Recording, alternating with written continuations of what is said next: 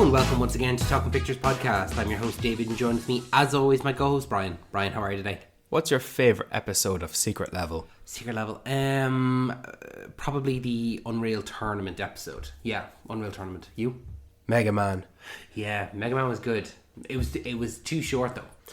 Isn't that the reason though why it can be a favourite? Because it leaves you wanting more. Like, even though you know you're not going to get it, it's the imagination of what can be.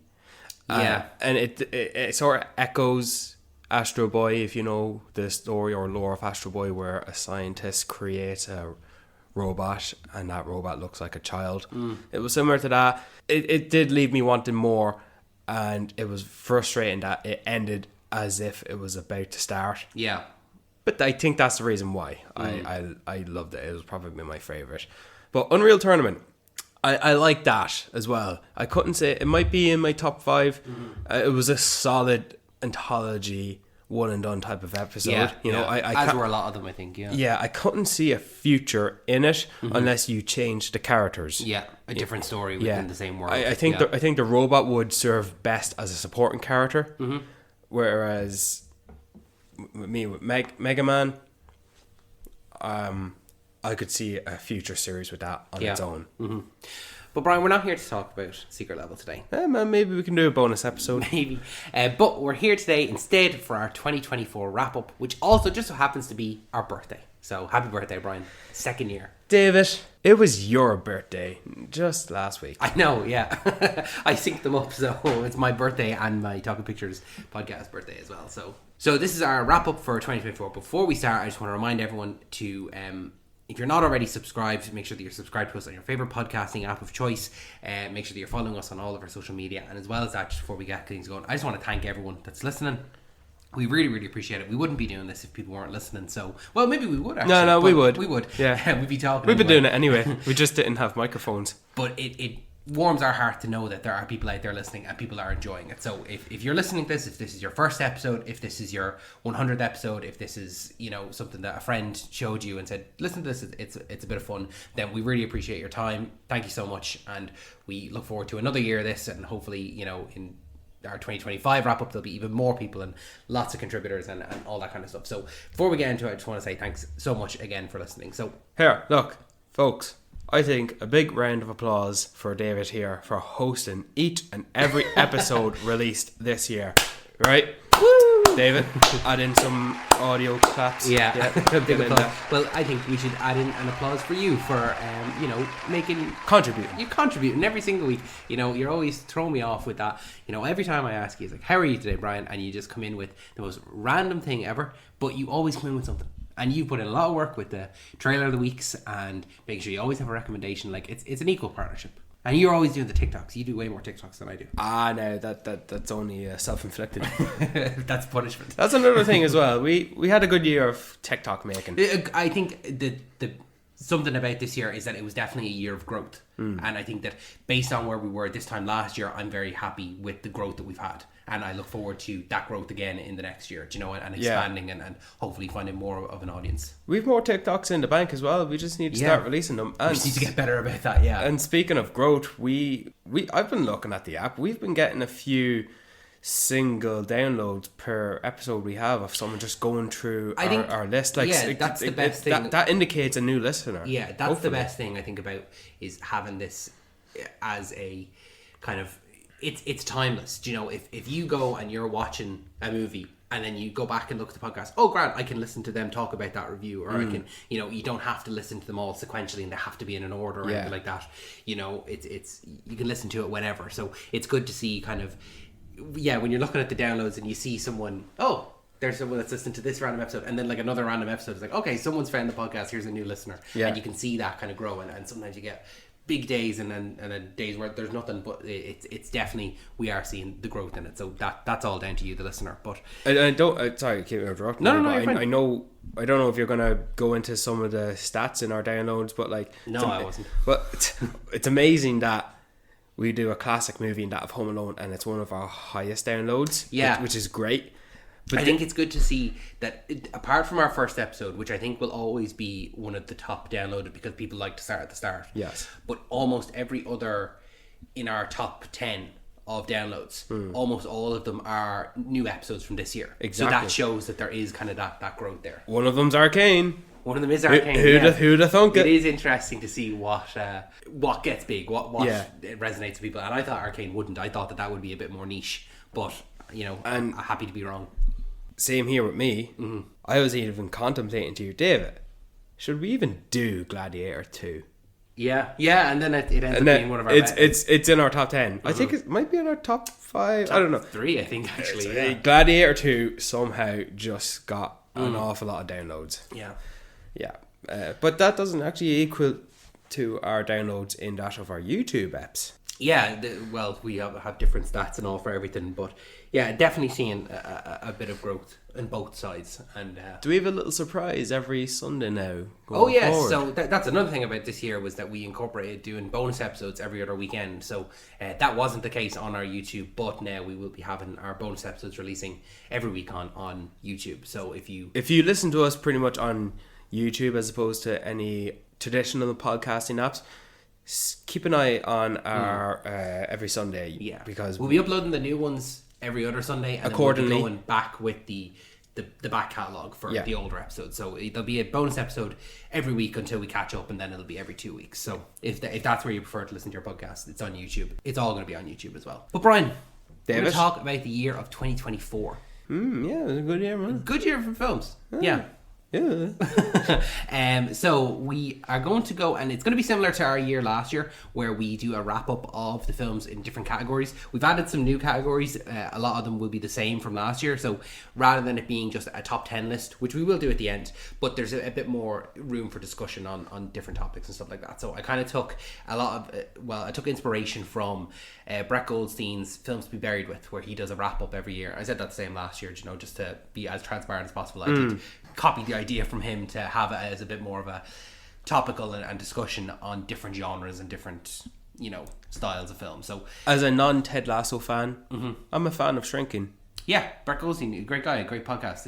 If you are looking for another podcast other than this, then that's one to recommend. But before we get into those topics, I just want to kind of highlight the year as it was, because there was a lot to this year. As you said, it was a year of sequels. So there were a lot of sequels that came out. I don't know if you know this, but other than, I believe it was Wicked, every film in the top 10 grossing films this year was a sequel. Elaborate. So bear with me 1 second while I pull up the list. I didn't think you'd ask me to elaborate. So looking at the worldwide box office looking at it here. So looking at the worldwide box office for 2024. Number 1, Inside Out 2. Number 2, Deadpool and Wolverine. Number 3, Despicable Me 4. Number 4, Moana 2.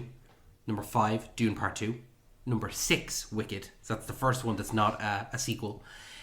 7, Godzilla x Kong The New Empire. Duh. 8, Kung Fu Panda 4. 9, Mufasa The Lion King.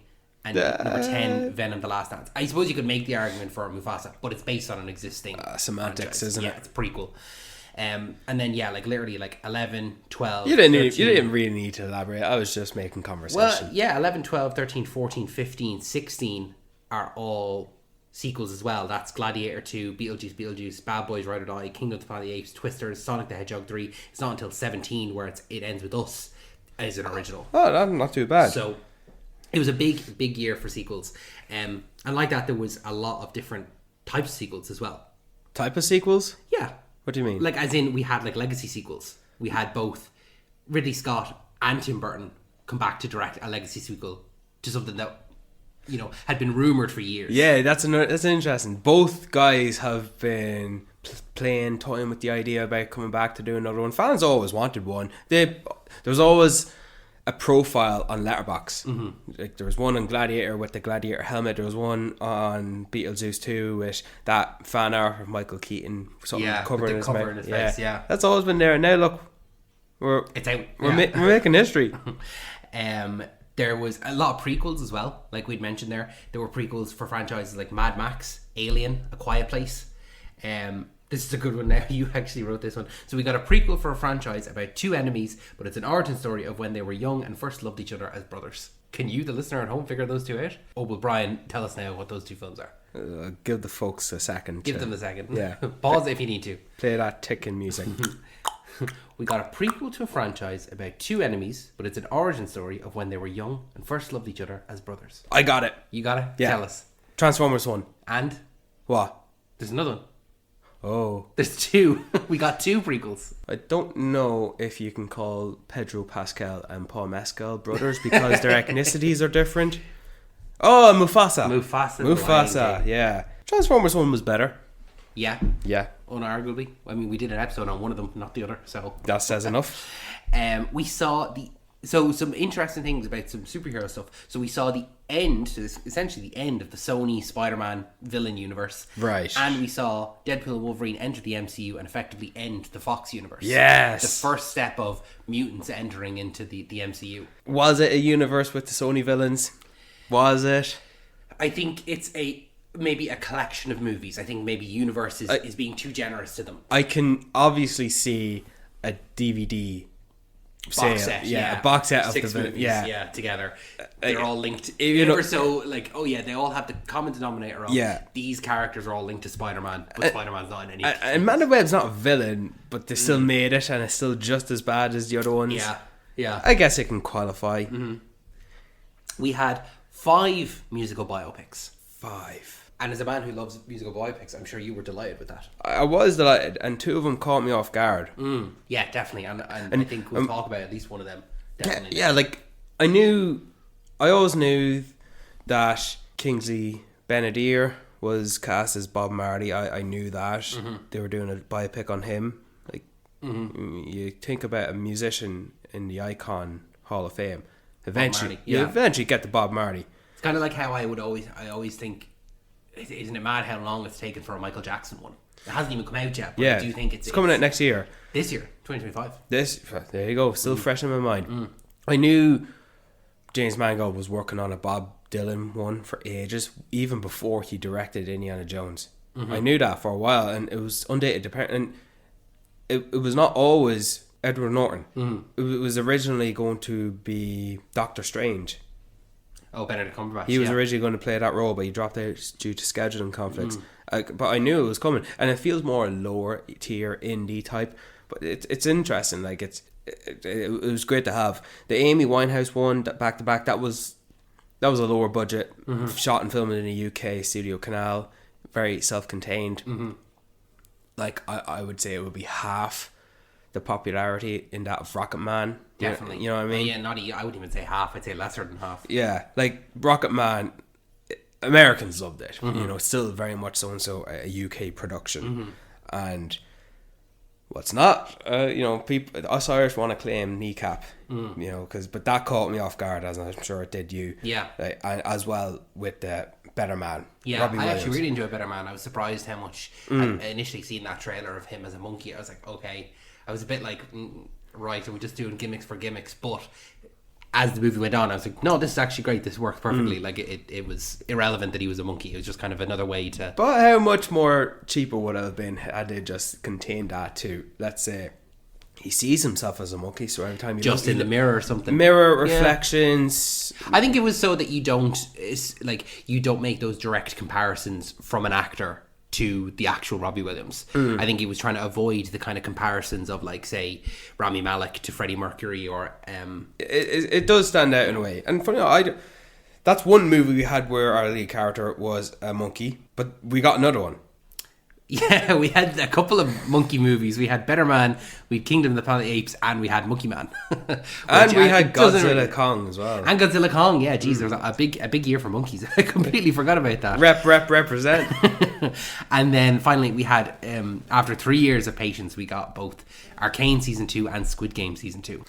So we did our little episode on Arcane. You saw my phone cover, right? Yeah. You mentioned that as well in Yeah. one of our best episodes as well. But David, I just finished Squid Game Season 2 last night. Okay, say nothing, because I've not watched it. I've not watched Season 1 either.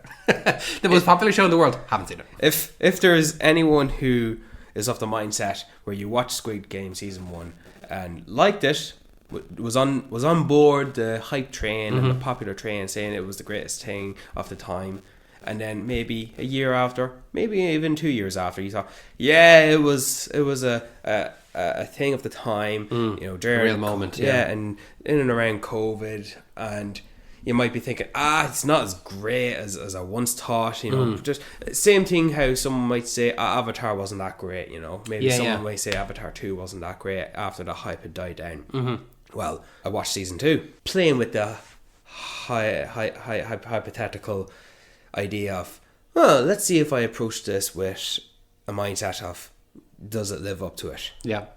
Most fucking certainly does. It does. Okay, good. Does. Squid Game season 2.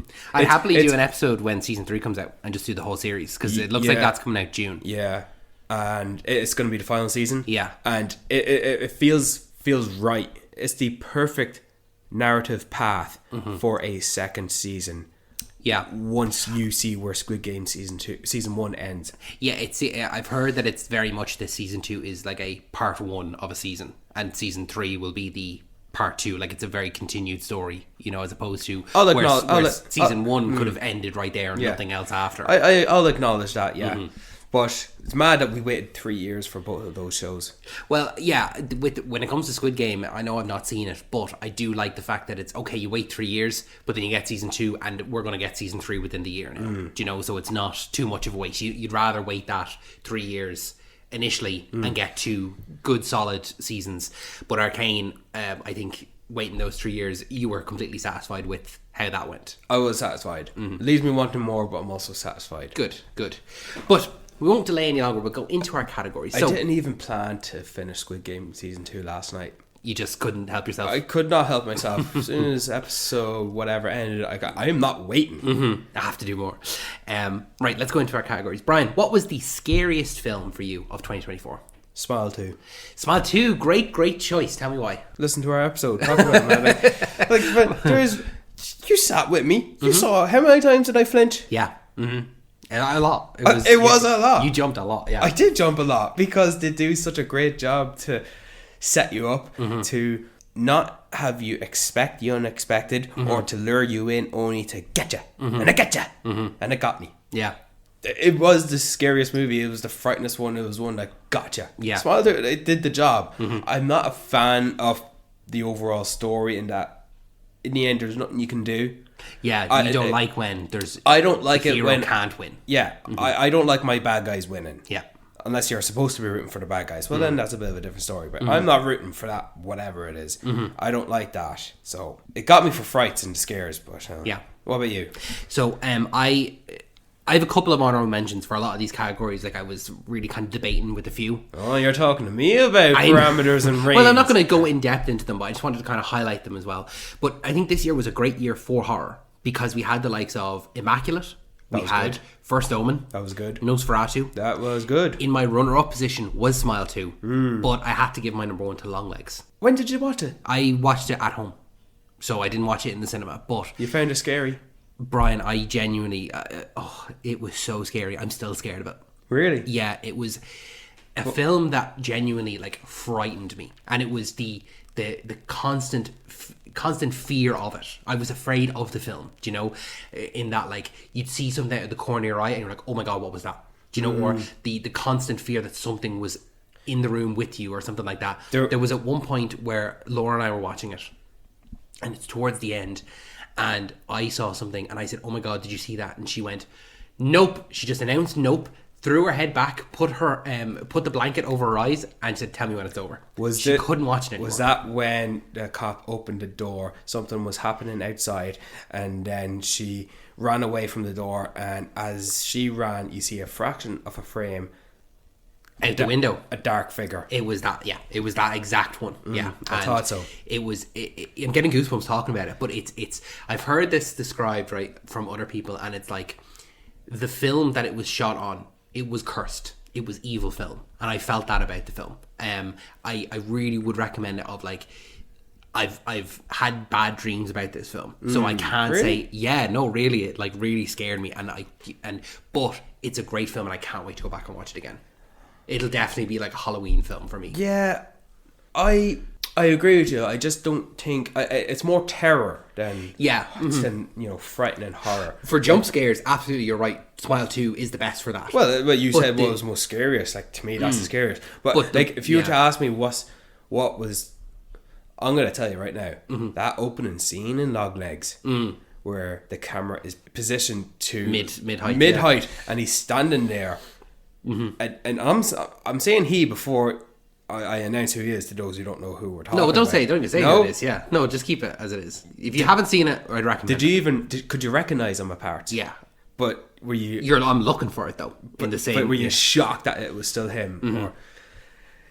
Or, I think I put on my long leg pants today, and then he crouches down, so his face into shot, yeah, and then what the fuck did I just watch there? Like that is good terror right there. It was good, but long legs.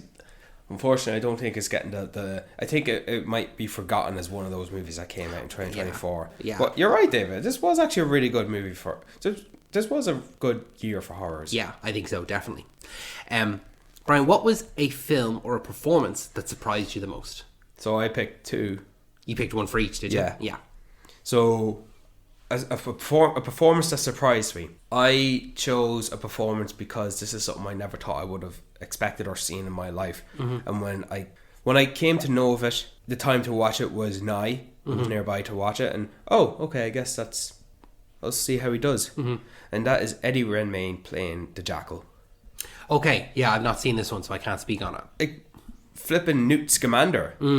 I remember you saying this to me actually before the show came out. Really? Yeah, I remember you saying that it was based on a book, and there was a movie, and then there was a Bruce Willis movie also about it. Yeah. And I remember you saying, "Oh, right, okay," and then it just this day of the Jackal just exploded. Everyone is raving about it. I actually watched that Bruce Willis one in anticipation for this show because I remember watching that Bruce Willis one in my aunt's house when I was younger. Yeah. I don't know. I was there for a reason. I was visiting. And That was just the Jackal. That was the Bruce Willis, Richard Gere, the Jackal. Now, same name, similar concept, but apparently lots of differences. But honestly, I watched The Day of the Jackal, and it's taken inspirations from the book and the original movie. And I've seen some shot for shot remakes of him, like I think maybe shooting like a melon or something like that. And there's a lot of similar scenes and setups and characteristic approaches with the Bruce Willis one. Like it's so blatantly obvious the same one. And Eddie Redmayne playing the Jackal, like it's similar to the original actor. I think his surname is Fox, and it's like I just never thought that what's his name in the wheelchair, Stephen Hawking. I never thought Stephen Hawking could play such a great hitman. And I actually feared him a bit. Like genuinely feared him. Yeah, when you think about his other roles, definitely, I think I can see why he's a surprising performance, because even if you name three there where it's Stephen Hawking, Newt Scamander, or he was the in The Danish Girl, he was in like Jupiter Ascending, like not... let's not talk about that. No, yeah, but like they're definitely not roles where he is playing a hitman and you'd be scared of him. Yeah, but here I did. Like I felt afraid. I was afraid of the Jackal. And it's announced for... Season 2. And I'm genuinely shocked about that. I wasn't shocked when I finished the final episode, but I was shocked to hear about that. Good. And Lashana Lynch is in it, and it's great. Honestly, it has Bond vibes to it. Okay. And that's not because she's in it. Lashana Lynch, who was in the Bond 25 movie. But like, I'm shocked as the Bond comparisons. Like, I'm thinking, which actor here could be a Bond villain, you know? Yeah. It's really interesting. So yeah, Eddie Redmayne was the surprising performance. But a surprising film. What was the film part? What was my favourite? Just a film you were surprised by. Surprised that I liked. It Ends With Us. It Ends With Us. I didn't see this either. Yeah, okay. Why? There's a lot of controversy around this at the moment. Let's not talk about that. But yeah, we're talking just about the film. The film itself, yeah. Right? I went to go... I had a physical assessment that day. And then I had to go collect my mother from Coldplay. And in the waiting time of that, I said, okay, what could I see? And I went to see It Ends With Us. I might have been one of 5 men in a room full of women. So I was sitting, it was a full room as well, full auditorium. And I was sitting in between women, and genuinely, right? It's a long movie. Sometimes I thought, it's a bit dragging out. I could not only hear the tears coming from women, I actually got a little bit emotional myself. Good, okay. Like I'm actually shocked I got emotionally invested in it. There are some scenes, because you know what it's about, right? Yeah. And it has certain themes, and even it's not even really throughout. I think you might be surprised how much it lacks in what the movie or the book is known for, because just to briefly, it involves about domestic abuse. That's actually not. It's not the main. It's not the main theme, Yeah. but it's sprinkled throughout, and it's still a major important aspect about it. But when those scenes came up, I felt frightened because of what could come of it. And I thought the performances were great from not just the two leads, the two men, but Blake Lively herself was really good. Like, and I'm surprised at how great she was. And I genuinely want a sequel. And because there is a sequel to the book. It starts with us, yeah. Yeah, I don't know how that'll pan out now with the current situation, so I think you've... I'm actually kind of upset to hear that, this controversy. Now, I'm not quick to say that this director, who was one of the actors in the movie, who was the abusee, the abuser, the abuser. I'm not quick to say that guy is guilty. I haven't looked into either of them as well, and so we don't know who's at fault here or anything like that. Like, it's still early days when we're recording this. It's a whole lot of he said, she said. If he's guilty of it, well then screw him. If she's guilty of some things, well then shame on her. But the movie did a good job. It's a shame that the controversy is around it. Maybe it's overshadowed it. Yeah, like maybe another actress should have been cast. Maybe a different director should have done it. Don't know.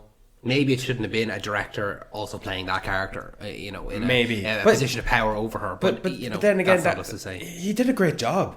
I actually liked his character. I liked him, and I'm thinking about this particular scene where I hear tears, and I felt for it. It's a good watch, and if you're going to watch it for the first time, try and watch it without that mindset of the controversy. I'd recommend it. I was surprised with the film. There are loads of movies I was surprised with, but I went in here just to kill time. Yeah, and you ended up liking it. Yeah, that's good. What about you? Did you pick a film or? I did 3 films. I didn't really do a performance. I did 3 films. No, just to mention. Where's Rudolph with them reins? So Carry On, which was a film that released on Netflix with Taron Egerton. That's popular. That's popular, isn't it? Yeah, and I was surprised by it. I didn't think that it would be as good as it was, and it's just a good film. Like, you kind of just there's a lot worse. From Netflix. Yeah. And it's good to see Taron Egerton and Jason Bateman. Jason Bateman in a villainous role. I like him in that. Yeah, I suppose you don't really get that. Abigail. I was really surprised at how much I enjoyed Abigail. I think that was one of the funnest moments. That was one of the funnest things that we saw this year. She's fucking flying now. There was a lot of funny moments to it. It was a lot of fun. When we were driving, or no, when the characters were driving down the street at the start of the film. Yeah. And I turned to you and I went, "That's Dublin. I recognise that. That's Dublin. That's the convention centre." And then they pulled up to the house. Yeah. And you were like, "I've been there. I shot there." And it was just like this moment of like the two of us like, "Oh wait, okay, this is an Irish. We shot in Ireland. We knew this." And then just from there, it was a lot of fun, and it was a great film. If you don't know what it's about, don't look up what it's about. Just go out and watch it. It's just called Abigail. Yeah. Alicia Weir in it is great as well, and the supporting cast, everyone in it is a lot of fun. So that was one that I was really surprised by. But the film that I was surprised by the most was Monkey Man. I was really surprised at how good that was, because there was so many elements to it, and one thing that I really, really appreciate of it was, I thought going into it, this is going to be a bit like a John Wick film. Yeah. And from that first scene, or not the first scene, but the first 5 minutes, they literally say, "This isn't John Wick," because there's literally a moment where he goes in for a gun. Yeah. Someone says, "Here's a gun, John Wick's gun," and he goes, "No, that's not me." That wasn't in the start, was it? That was in the first, for like 10-15 minutes. Really? Yeah, it's like before he gets into the restaurant. I thought it was well into it. No, it was pretty early on. Before kind of it really kicked into it. But the action in it was great. The cast was great. The fact that it's Dev Patel. Dev Patel starring and directing in it. Brilliant. The whole, him living, the training montage earlier on, or later on in the film, the whole community with like the LGBT community. The LGBT community, exactly, the trans characters, all that stuff. It was absolutely brilliant. And it just...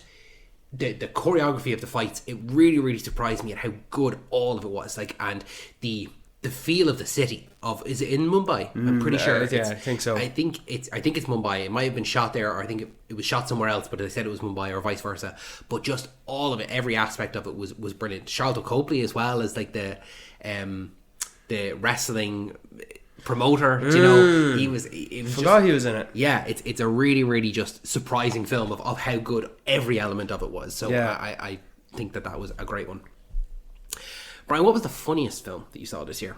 Now, you're not a big comedy guy. I remember that from listening to our 2023 wrap up. You're not a big direct comedy guy. My comedies need to be more than comedies. Yeah. If that means it needs to be action, adventure, science fiction, horror. It just can't be just straight up comedy unless it has a particular niche of a story. Yep. Like The Hangover, like name me any Adam Sandler movie. I'll just say I'm not really into them. I get Same you. with Ben Stiller or anything like that, or John C. Reilly or Will Ferrell. I'm not really into that. It needs to be more. It needs to be something More than just a straight up comedy. Yeah. So I actually don't really have one. Okay, but But I said it before, and I'm gonna say it again, and you're gonna have to tolerate my laughter if I laugh. oh, fuck's sake. Right, yeah. Go ahead. That scene.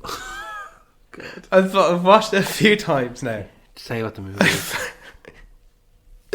That Robotnik dancing in Sonic 3 is the funniest thing I've seen all year. I'm clearly wrong in this because I've seen people posting about it on Twitter and they're saying this is a great scene. I'm definitely in the minority of this. The two of them just walking in sync, and then going both ends of the frame, and then coming back together, and then one behind the other, and then the two of them dancing. And he lifts them in the air, and when he does the airplane thing or the grease thing, whatever that dance pose is, where he's got him by his legs and the waist, and then the smile that makes, and then the old one's eyes get all twirling up. I keep watching that scene from time to time. And it never gets old. It caught me off guard, and I liked it at first. I left the cinema, I watched the scene, and I laughed my ass off. I devoured my guts. It's the funniest thing of 2024. And okay, I don't know why you don't get it. I don't know. It's just so funny. It's funny. Okay, yeah, I believe you. Comedy is subjective, as are all of these. What about you? Is there a funny movie you thought that was this year? There was a good few, and there was a lot of funny moments in films and a lot of funny aspects that weren't straight up comedies. Like we're saying there with Abigail. Abigail was quite funny for a film that's not a comedy. And that's what would qualify for me. I really enjoyed Anyone But You, which was the Sydney Sweeney movie at the start of the year. Yeah. The Fall Guy, I thought was pretty funny. That had one of the best sequences in it with the unicorn.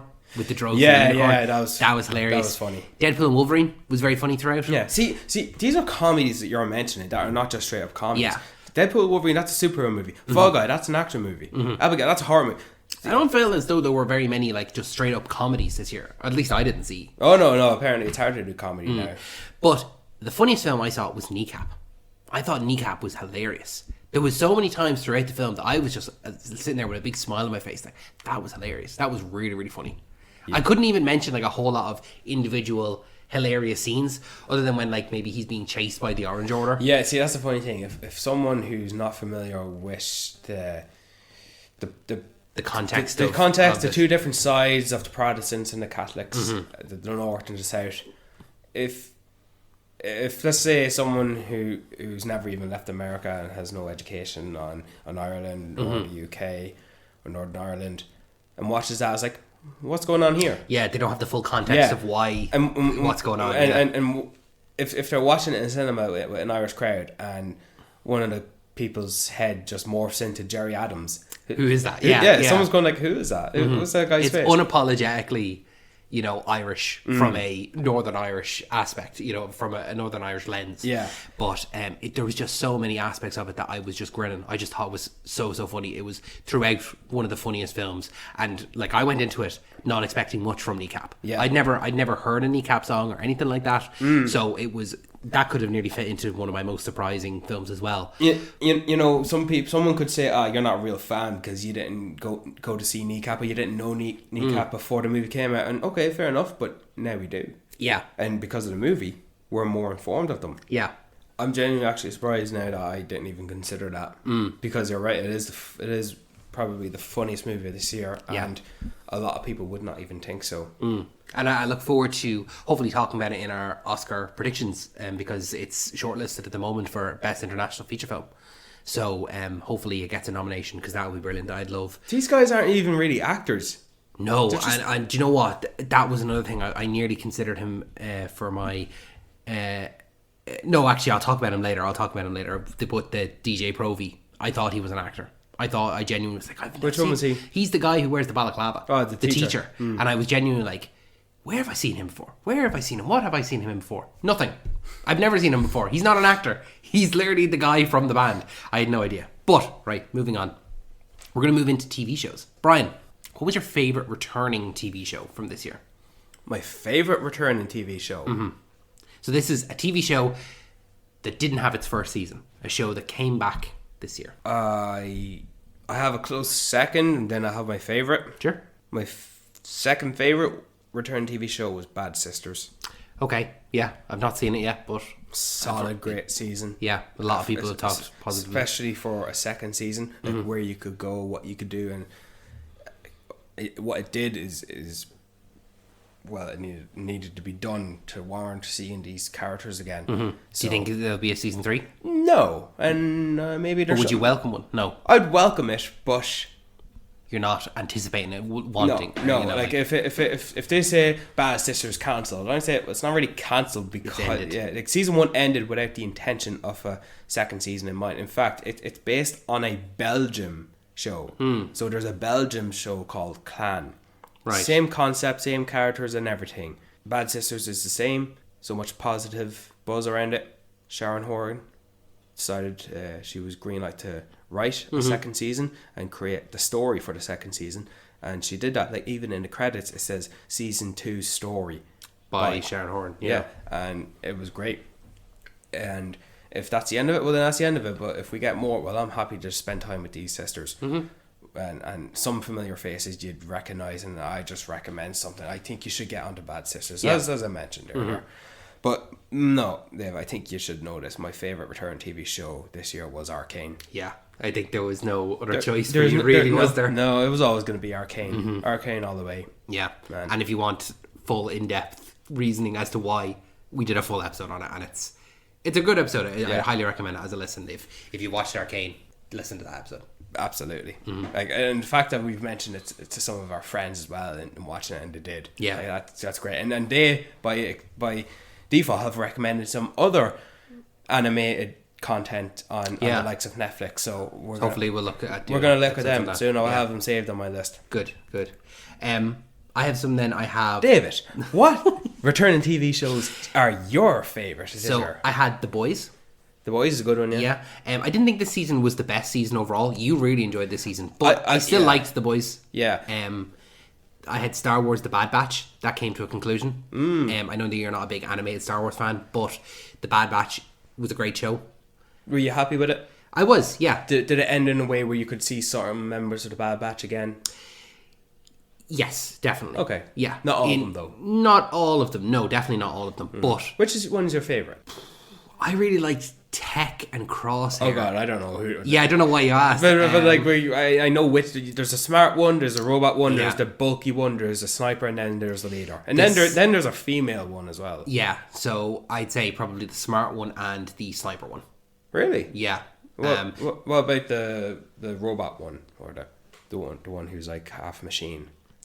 Yeah. It's just all right, is he? Yeah, like there's nothing wrong with any of them. Right. I like all of them. It's just who are my favorites. It's Tech and Crosshair, and I think Crosshair, who's the sniper, his arc throughout all 3 seasons. I know his arc is different. Yeah, at least in the first season. At least throughout. Oh, really? Yeah, throughout all 3 seasons. He's very much. Spoiler alert! Can I just say spoiler alert? Yeah, yeah. He's the villain. He's not so much the villain, but when Order 66 happens and the Bad Batch. They're immune to it because they're a bad batch. They're kind of there's a Bad Batch in terms of like they're not exactly all clone. You can differentiate them compared to the other clone troopers. Yeah. But Crosshair follows through with Order 66, and he is kind of on the side of the Empire, whereas the rest of the batch are rogue, and they are working for themselves and avoiding the Empire, whereas Crosshair is with the Empire. So it's kind of I had a fear like they're probably just gonna kill him off. No. Delighted to hear that. That's good.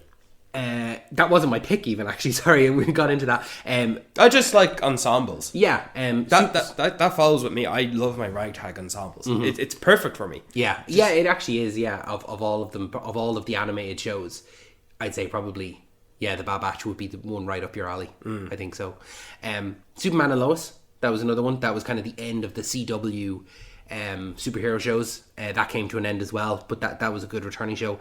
And then I had to pick for my number one favorite returning TV show, Arcane. Really? Yeah. Really? Yeah. Oh, I don't think man. there was anything better. Oh, yeah, man, and- congratulations. Thank you. But yeah, no, I think like we said there, for listen to our full episode if you want our full thoughts on it. But it's an absolutely stunning show. I'm It's actually beautiful. delighted you loved Arcane nearly as much as I did. Yeah. You can't like it more than me. I can't. No, not possible. No, man, but- look at my phone. Yeah, but yeah, no, it That's was great. that's actually great to hear. Yeah, and thank you for recommending it there because there's a lot of shows or there's a lot of stuff that comes on this with this wrap up that you're able to acknowledge, like the kind of recommendations we've given each other. But Yeah. Arcane was definitely a great one. But Brian, what was your favorite new TV show that came out this year? Okay, so this is not exactly Breaking the easy. rules. No, I thought you were going to say it's not exactly no, came out this year. no. I've got two. Okay. I have two for very different reasons. Mm. I watched one and I'm like, the youth in me is like going 90 with it. Yeah. Whereas the other one is like, I feel like I'm a father. Mm-hmm. And like, I wake up in the morning and drink my coffee, or I sit down in the evening and have my beer. Yeah. So the youth in me is saying Fallout. Fallout. Yeah. Mm-hmm. Fallout is brilliant. It's. I think it would be the favorite of mine. It was perfect, and I'm so eager to see what comes next. And Walton Goggins and Ella Purnell, and just it's when you think what video game adaptations you want. A lot of people maybe wouldn't say it too quickly Fallout, and yet we got this. And Jonathan Nolan has created something so great with it. Yeah. He's created such a lived-in post-apocalyptic world, and then the flashback sequences pretty much led by Walton Goggins. Like, if it weren't for Walton Goggins, it wouldn't be a huge thing for me. But the fact that he's there, Yeah. he's a draw for you. Yeah. he is the draw. Like it's definitely a show with three lead characters, and he is either the leading character, or he's the first building name, or he gets the end in the credits. Either Yeah. way, he's the main draw. He's the main attraction. But the father in me, I'm not a father, but the you know the elder in The grown-up the of you, grown yeah. up in me is saying Landman. Landman. Okay, yeah, I've not watched Landman now. I've watched the first 10 minutes of it when Laura's dad showed it to me. Yeah, no, tell me why Landman is the go-to choice for you. Taylor Sheridan, Yeah. Billy Bob Thornton. Yeah. oil, land, corruption, politics. For people that don't know the name Taylor Sheridan, he'd be very high in terms of like the Paramount universe of like Yellowstone and Oh, he's keeping Paramount afloat with Yeah. all the content. Like, seriously, he all like Yellowstone extensions in that of 1883 and 1923. He's got Tulsa King, Mayor of Kingstown, Lioness, and now Landman. He's got some movies in there. Think he might direct a third movie. I've been waiting for Landman for quite a while, and I actually didn't expect it would come out in 2024. I was actually genuinely surprised about that. it's just wrapping up there now, isn't it? The first season is... Oh yeah, the final episode came out on Monday. There you go. So yeah, you can watch the whole first season now. That was a great first new show, and in my opinion, I find it more entertaining than Yellowstone. I just think Billy Bob Thornton was perfect for it. He was the draw for me as well. Like, and I'm shocked that he's like 69, 70 now. Yeah, he's an old fella, but he doesn't look it. No. No matter how much smoking and drinking he does in the show. You know, he's the type of guy in that show where he says he's an alcoholic and he's off. He's a sober alcoholic, but he still drinks. Yeah. He just doesn't drink spirit or whiskey or Jameson. You know, he drinks beer. Yeah. And to him, that doesn't count. Yeah, because he's not getting drunk in the same way that you would. Man, like, the first 2 episodes, I think, definitely, like, you should know what you're in for. And I think you're going to be busy with your TV show, so I don't know, maybe give yourself some time. But it's a great man's show. Yeah. I think, you know. Manly man, yeah. What about you, David? What about some There's a lot of great TV shows this this year that were first seasons Yeah, as well? really, really great ones, and some of them that really surprised me in terms of being on this list. So I had Mr. and Mrs. Smith, great one with Donald Glover. Oh, I scheduled my TV for that. Yeah, that was a really great one. That was another recommendation by you. Great show. I'm really looking forward to another season of it. Secret Level, which was a great anthology. Yeah, man, go back listen to the start of this episode if you want. Ted. I was really surprised at how good Ted was. I thought it was actually really funny. It was really and, funny. You know, for a show that's based on the movies, and they can be a bit juvenile. And it's like kind of in the same vein of like Family Guy, American Dad, because it's Yeah. all Seth MacFarlane. It's still enjoyable, still quite funny. Yeah, Very good. Honestly, I take it a bit seriously. Where like, no, this show needs to continue. It wasn't Yeah. originally going to. It was picked up. It was just a story that Seth MacFarlane had, and I'd like him to continue that. But I want him to do one more season of The Orville. Yeah, that's fair. Have Yeah. you seen The Orville? No, but I know it's kind of like a Star Trek-y. Yeah, but like, if for anything else, the third season took itself seriously, and it deals with some heavy topics. Okay, so cool. like, it's not a Star Trek ripoff to a certain extent. No, I thought of it as an homage to Star Trek more than Yeah. a rip-off or anything. But I need one more season of that. Mm-hmm. Just one more to close it. Presumed Innocent. That was a good one. Another great one. Man, you're picking a lot of things I recommend. Yeah, to you. that is, and then my last honorable mention was Agatha All Along. I really, really enjoyed Agatha. Here, look, preaching to the choir. I went into that not even thinking much of it. Yeah. And look what happened. I suggested doing a bonus episode Yeah. of that, and we did. And it was one of those ones that like they announced they were doing it, and I'll be honest with you, I said, why? Why are we doing that? We don't Yeah. need a spin-off for every single character, all this. But it ended up being like probably one of my favorite MCU this year. And isn't you know? it crazy that in 2021 there was not an idea to do an Agatha All Along spin-off in that of the Disney Plus TV show? In 2021, that was not an idea that was conceivable. Like, Echo was conceived, before Agatha? especially in the timeline of Echo appearing in Hawkeye. Like, I remember before Hawkeye came out, well before Hawkeye, like this is in May, Hawkeye's in December, and that was the first time I ever came to hearing a rumor of Echo having her own thing. And it took longer for Agatha to have hers. Yeah. And it's amazing how the MCU can just create a project with canonical storylines, with characters new or existing, previously established. And yet, with the success of it, it could now warrant a second season. Yeah. It's crazy. Like, it's crazy how success sticks. Yeah. Yeah, that's a good point actually, yeah. When you make something of such a good high quality that you're invested in. Or something that's just well beloved. Yeah. And like that, like other than Agatha, almost every character that was introduced into that was a new character in some form or fashion. Exactly, you yeah. know, and you do end up caring about them, which is great. And it's a great, perfect spin-off from WandaVision. Yeah. And Especially that first episode where they really do kind of carry that narrative through of like a like TV show style each episode. It's different because they do like a Agatha of Westview, which is like a Mayor of Easttown. And then with each, pit stop in the road, they have an homage to a certain TV show like Real Housewives and something else. I can't exactly remember. But they keep that vein of every episode is different. You know, not in the exact same as it was with WandaVision, but it makes sense that they carry that kind of theme through of we're changing each episode almost. Yeah. But that wasn't my pick. My pick was the Penguin. Oh, here, man. Yeah, great choice. And it was just great to be back in Matt Reeves's Gotham and seeing we're fleshing out a villain. Oh, what a scumbag. I know, what a prick. But like it's kind of it's that thing of a bad guy you can't help but like, even though you hate him and he's doing terrible things, but seeing Colin Farrell's portrayal of the Penguin and seeing Kristen Milioti as Sophia Falcone, just two great characters, two great actors bouncing off each other and fighting for control. It was great. Where do you view now the Penguin having, marinated your reaction with? Where do you view the show and where do you view the character now, especially in anticipation for the Batman 2, which, by the way, isn't coming out for another 3 years? 2027, isn't it? So 2 years. Yeah, well, 25, 26 and 27, yeah. October 27, so yeah. 3 Yeah, years. so the full year pretty much. Like... Because, I Penguin was a scene stealer in the Batman movie, right? It was perfect to do a show on him, and made me feel for him, made me root for him, made me feel empathetic for him, made me hate him, made me feel disgusted and vile from him, made me root against him, and made me just default by let's just watch how these people kill each other.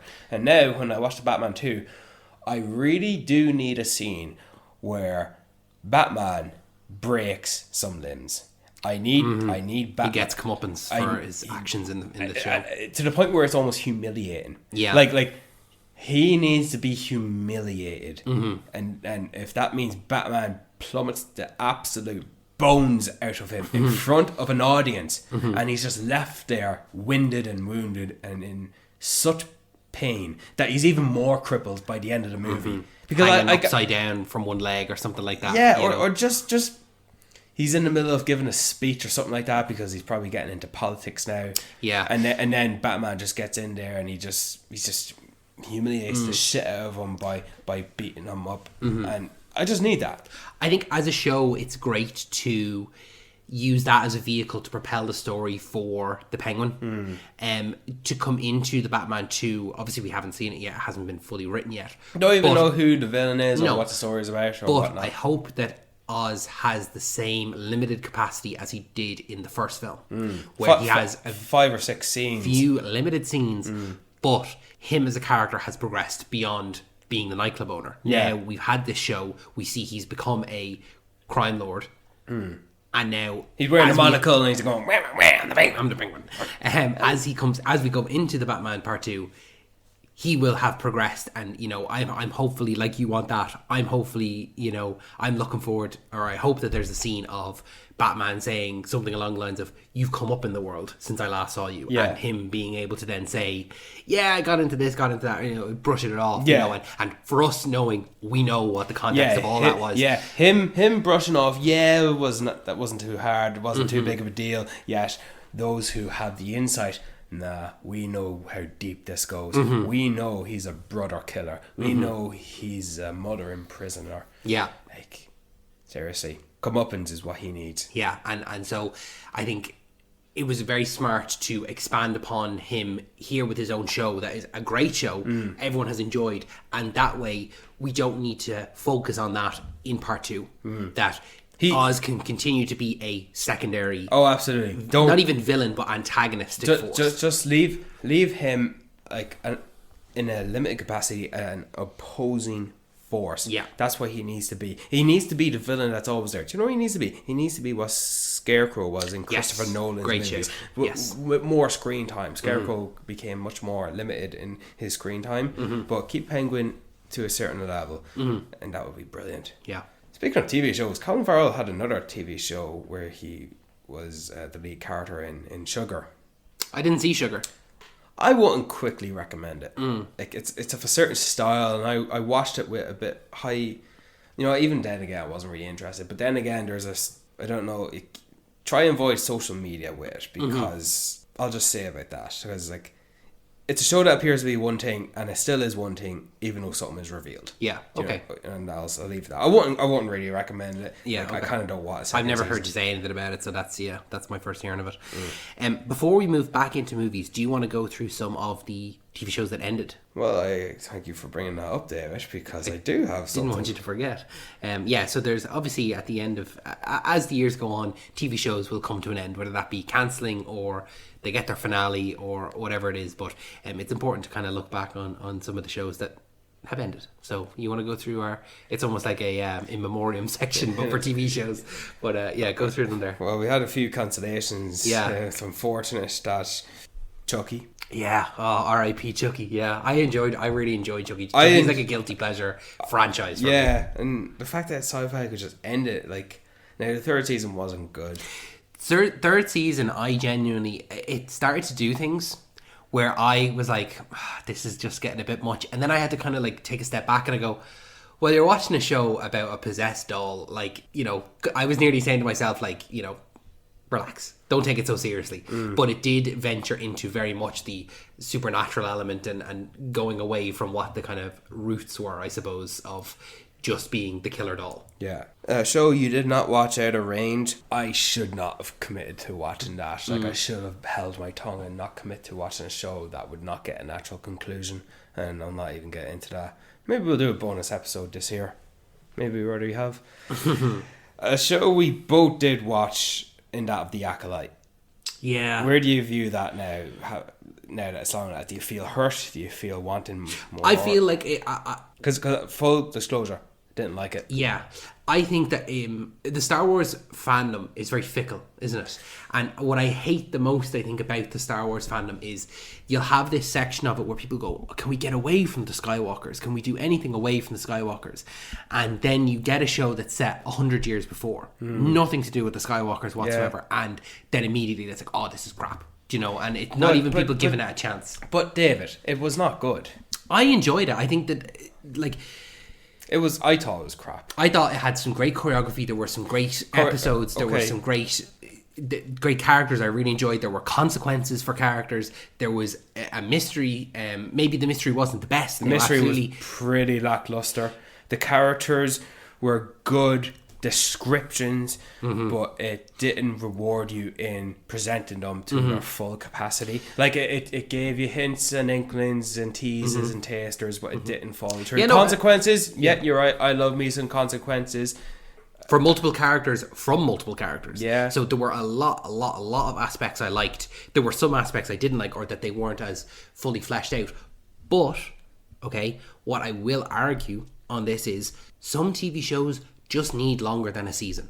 Some shows need to have time to expand, and I'll give you 2 examples before we move on to the next thing. Okay, the first season of The American Office is a blatant rip-off of The English Office, and it's not nearly as good, and it hadn't found its footing yet of what it wanted to be, of what kind of style of comedy. Once you get into that second season, the season gets brighter, the characters get more rounded, they do different types of comedy, and it is much, much better.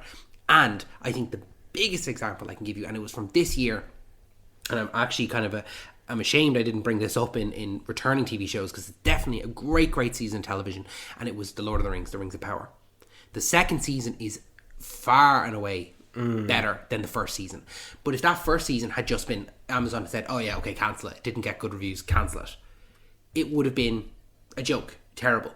But that second season came along, and that was better than House of the Dragon. You know, some TV shows just need a little bit of time to breathe, and need a little bit of time to maybe just take what they have and like, okay, what do we have here? How can we expand upon it? How can we make this better? And I think if you just make a show and immediately based on kind of reactions, rather than allowing a show to grow and change and evolve and cancel it straight away, then yeah, of course it's going to look like, yeah, it was a bad show. It just needs some shows need room to grow. And I think The Acolyte is a show that, had it been given a second season, it would have improved upon and been even better. That's where I stand on The Acolyte. Amazon paid billions. They couldn't afford to cancel it. They'll lose money if they cancel it. So they were committed to it. They should have made sure they were in production. But Disney owns Star Wars. They don't need to license it or anything like that. So it was, you know... The budget for The Acolyte was $230.1 million. Yeah. Did you see that on display? No, but I will argue again. TV shows have inflated budgets nowadays. Budgets for TV shows are just beyond crazy. There's no need for them. So I don't think that's a direct, fault of The Acolyte or Disney or anything like that. That's the industry at the moment, is just really ballooned and bloated for no reason. Lee Jong-jae learned English for The Acolyte. The show didn't do him justice for that task. You know when you say an actor was better than a movie? Lee Jong-jae learned a new language for something, and that something was at the very most lackluster. That project failed him, in my opinion. Like it's lack of creativity, it's lack of grip, it's lack of doing better creative choices with its characters and its narrative, and use of flashbacks, and the thing with the witches and. I'm not getting into it. Don't get me wrong. I agree with you. There are a lot of elements and I'm not saying I hate it because it's got women and lesbians and no. That's just stupid. It's hard to criticize certain things because there is a section of fandoms that will literally pick it apart and say like, this is bad because of women or women of color or lesbians or all this stuff or this agenda or that agenda. And it's like when you actually dislike it for a reason that is, the story, I don't like the story beats, I don't like this, I don't like this, the way this character is or anything like that, then you just accidentally nearly become part of the noise that you don't want to be part of. You're a different section, but you get lumped in with this. I just don't think, because of the money they spent on it, I don't think it would have warranted a second season. That plus all the hate and the negative and And then the ratings just dropped as well. People Yeah. start dropping off it, Yeah. dude. So, no, I'm sorry. The Acolyte, like, I'm not going to miss it. And that's coming from someone who hates cancellations. Mm-hmm. I'm still reeling over Halo. Yeah, you're the only one. What? What? Halo, I wish Halo was better because I would love for it to have gotten the love that Fallout got. Let me tell you. When you told me, because I learned this, when you told me that it was originally pitched as a Mass Effect show. Yeah. And they said, no, make it Halo. Halo. Jinx Touchwood. Okay. That's a recipe for disaster, isn't it? Yeah, you're just then taking the skin off of one thing and slapping something else on it. Yeah. And they didn't. None of the writers played the games. They weren't really familiar with it. They got like the basic aspects of Well, Halo. the showrunner of The Witcher isn't taking inspiration from the lore, nor is a book reader or a player of the games, unlike others. And I don't know, maybe if they were, maybe that would have enticed Henry Cavill to stay on. So I don't think you need to be a...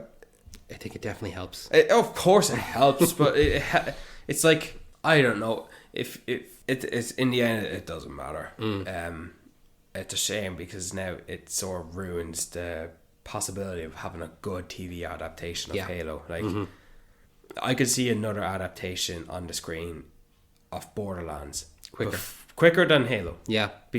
I could see like an animation with R-rated violence on Borderlands with more authentic, accurate characters from the games. From Borderlands, then I could see a more loyal adaptation of Halo, which is a shame. Oh, gee, we're talking a lot about cancellations. Let's talk about conclusions. Yes, please. We had the following conclusions of the following TV shows: Sweet Tooth, Vikings Valhalla, The Umbrella Academy, Arcane, Yellowstone, What We Do in the Shadows, Star Trek Lower Decks, and What If. Yeah, some good shows in there, alright. We'll be talking about What We Do in the Shadows in an upcoming bonus episode. I haven't finished that last season because I started a rewatch. So I was like, do you know what? I'll just leave. I didn't watch the last 2 episodes. Yeah. So I was like, I'm just going to restart and I'll just watch those 2 as I come to the end. Did you watch What If? I did watch What If. Alright. And I enjoyed some episodes. I think it was a big pot of wasted potential. Oh, absolutely. Yeah. I think- and it's very stupid and silly. In fact, I think there's only one episode I liked in the 3rd season. Which was which episode? The Howard the Duck and Darcy episode. And that one's the most silly of all of It them. is the most silly of all, but for some reason I just liked it so much. And do you know, you finished it, yeah? Yeah. Natasha Lyonne voiced a new character for the show. Ducky, yeah. She's going to be in... Fantastic Four. Yeah. What's going on there? Yeah, it's a Like, curious situation. How are they alright, going yeah. to play the same character? We don't know. Was he or Birdie? Yeah, not Ducky. Yeah, Birdie. Ducky. But yeah, the Howard the Duck and Darcy episode, I genuinely I liked it. I hands up, full disclosure. I know what it is. I know what it means, but I liked it. The thing about What If is I felt like it was really just kind of wasted potential in terms of like just not giving stories that you genuinely did want to see. Like that whole the first episode of the season that was like the Mech Avengers, and I'm like, Who gives a fuck? yeah, like I think that the biggest thing that every single person wanted to see, and I'm just surprised they didn't do it. Just one episode, which was what if the other half had gotten snapped. That's like the most basic, like you want to see that, you know. And I think it's the easiest slam dunk in the world of what if, you know, Iron Man and Captain America and the Hulk, they all got snapped, and you're left with Star-Lord and Spider-Man and Doctor Strange, and you want to see just a completely different version of Endgame. And that just was the basic slam dunk of an episode. But it just felt like they just were given random episodes. And then right at the very end, in the very last episode, when the Watcher is giving his final speech and you're seeing all these images of potential different things. And I'm like, every single thing you showed me, I want to see more than what you showed me previously in these last 3 seasons. Like different versions of like Punisher and a Ghost Rider samurai and Spider-Man with 6 arms and all this stuff. And you're like... Or there was like a Deadpool variant and all like that. I'm like, There's a reason it's over now. yeah, and I'd happily welcome it if it came back in a couple of years' time, under a different style or a different creative team or something like that, with a bit more concise episodes of things that we'd want to see, or genuinely great what if episodes. Even move away from just doing MCU stuff. Just do like random like. What if this character? Well, they tried to do that with Kahori, and I thought, I'm bored. I liked Kahori actually. I'm bored. I like that one. I was bored with that one. I don't have time for that stuff anymore. Like, Yeah. Like I want to start strategically picking what I want to watch going forward. We don't have as much time anymore. Absolutely, yeah. I think with the MCU, it's become so big that it's hard. Like I think the thing that I can kind of When Kevin Feige leaves, that should be a real wake up call, shouldn't it? I don't think he ever would. I don't know. I think like, what would he go on to do instead? I don't know, Star Wars.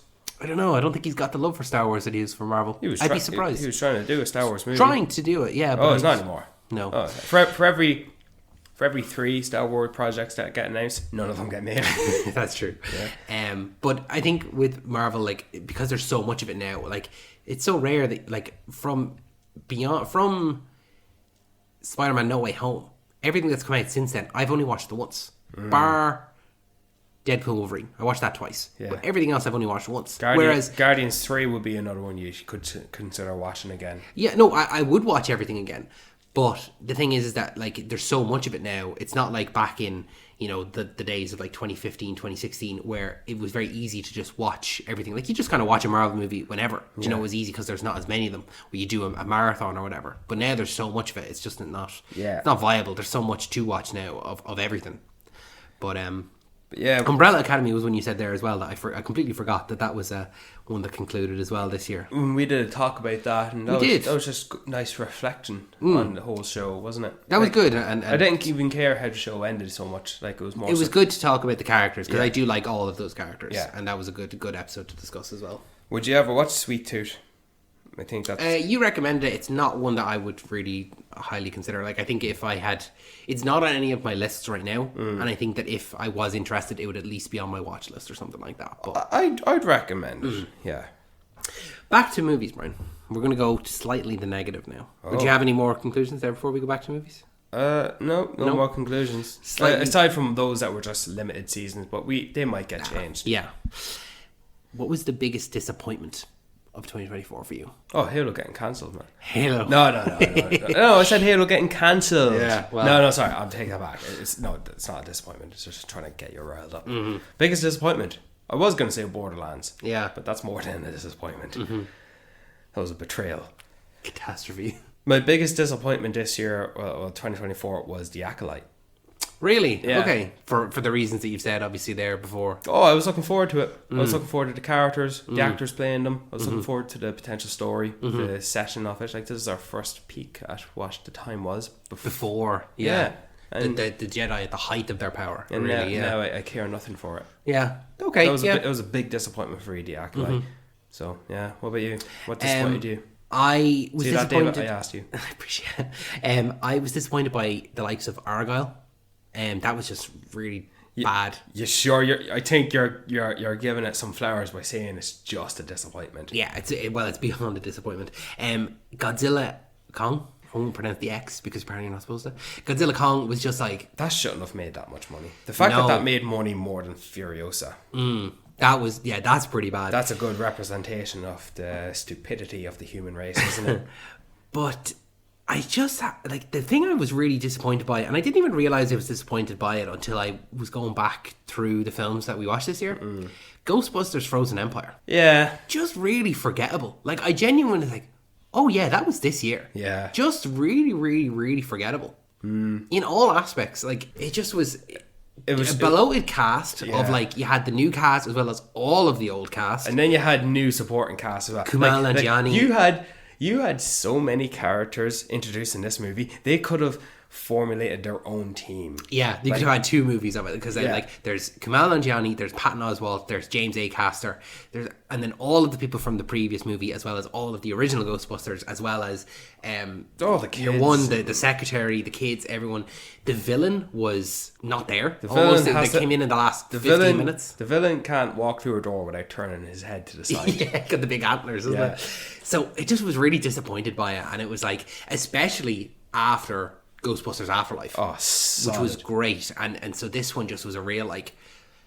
I think the next natural cause is now to go next is animation, new or old stories. I'd much welcome an animated. I don't think we're getting a sequel to Afterlife, and I think that's it. That's it. Or to Frozen Empire, yeah. So yeah.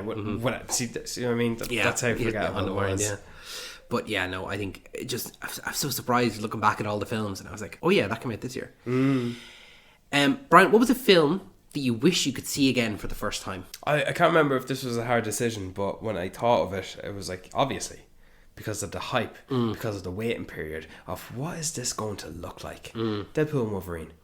Yeah, I have that as one of mine as well. But One of hers, so you pick them up. Man! No, you're giving me parameters to work. you could do it if you want. I just like, I think We're doing this. Top 10 movies and you're making me only limited to 15. What? I just like to say, like, these were the ones I was considering as well. But yeah, Deadpool, Wolverine, because there's a time in our life we didn't know what Deadpool 3 looked like, and then there's a time in our life we know it's going to be Deadpool and Wolverine, but what's that going to look like, and how are they going to bring back Hugh Jackman as Wolverine, and what are they going to do with it, and what kind of story are they going to do, and who's going to be the villain, and what supporting characters are going to use, and what surprises are they going to are they going to be in the MCU? What Wolverine do we have? So many questions. Yeah, we lived in a time where we didn't know, and now we do. It's just, I just recall watching this, like, I can't believe I'm seeing this now. Yeah, I can't believe it. And I would happily, if there's one this year in 2024, I would go back and I would watch that for the first time. Yeah. What about you? So I had Deadpool, Wolverine, Dune Part 2. Dune Part 2 was just incredible to see, and I'd love to see it again. But there's one you picked over those two? Yeah. Challengers. Really? Yeah. There was just something about Challengers that was just really great, and I think it was the music.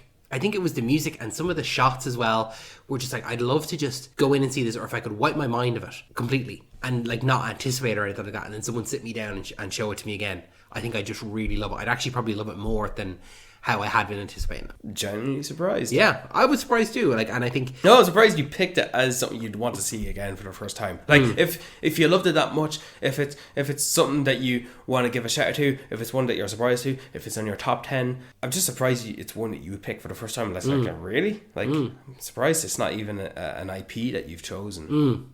Yeah, well, the other two, Dune Part 2 and Deadpool, they're franchises. So, but yeah, no, Challengers was just like really great. I just really enjoyed it, and like the music was a great part of it. Diversify it up. The actual cast, the dynamics between the cast, it was really, really good. Yeah, I'm actually surprised. I can't believe we did an episode on it this year. Like, I say this year as in 2024. Deal with it. We're in the wrap. Yeah, we're in the wrap. Fine. Brian, what was your favourite line of 2024? This is a new one. This is the one you picked. Come on, Snake, let's rattle. Come on, Snake, what's that from? What was that from? Come on, Snake, let's rattle. I can't think. What's that from? Hellboy, the Crooked Man. Oh, fuck me. What was that? I said, oh, fuck me. Okay, yeah, sure. Come on, Snake, let's rattle. He's standing there in the graveyard.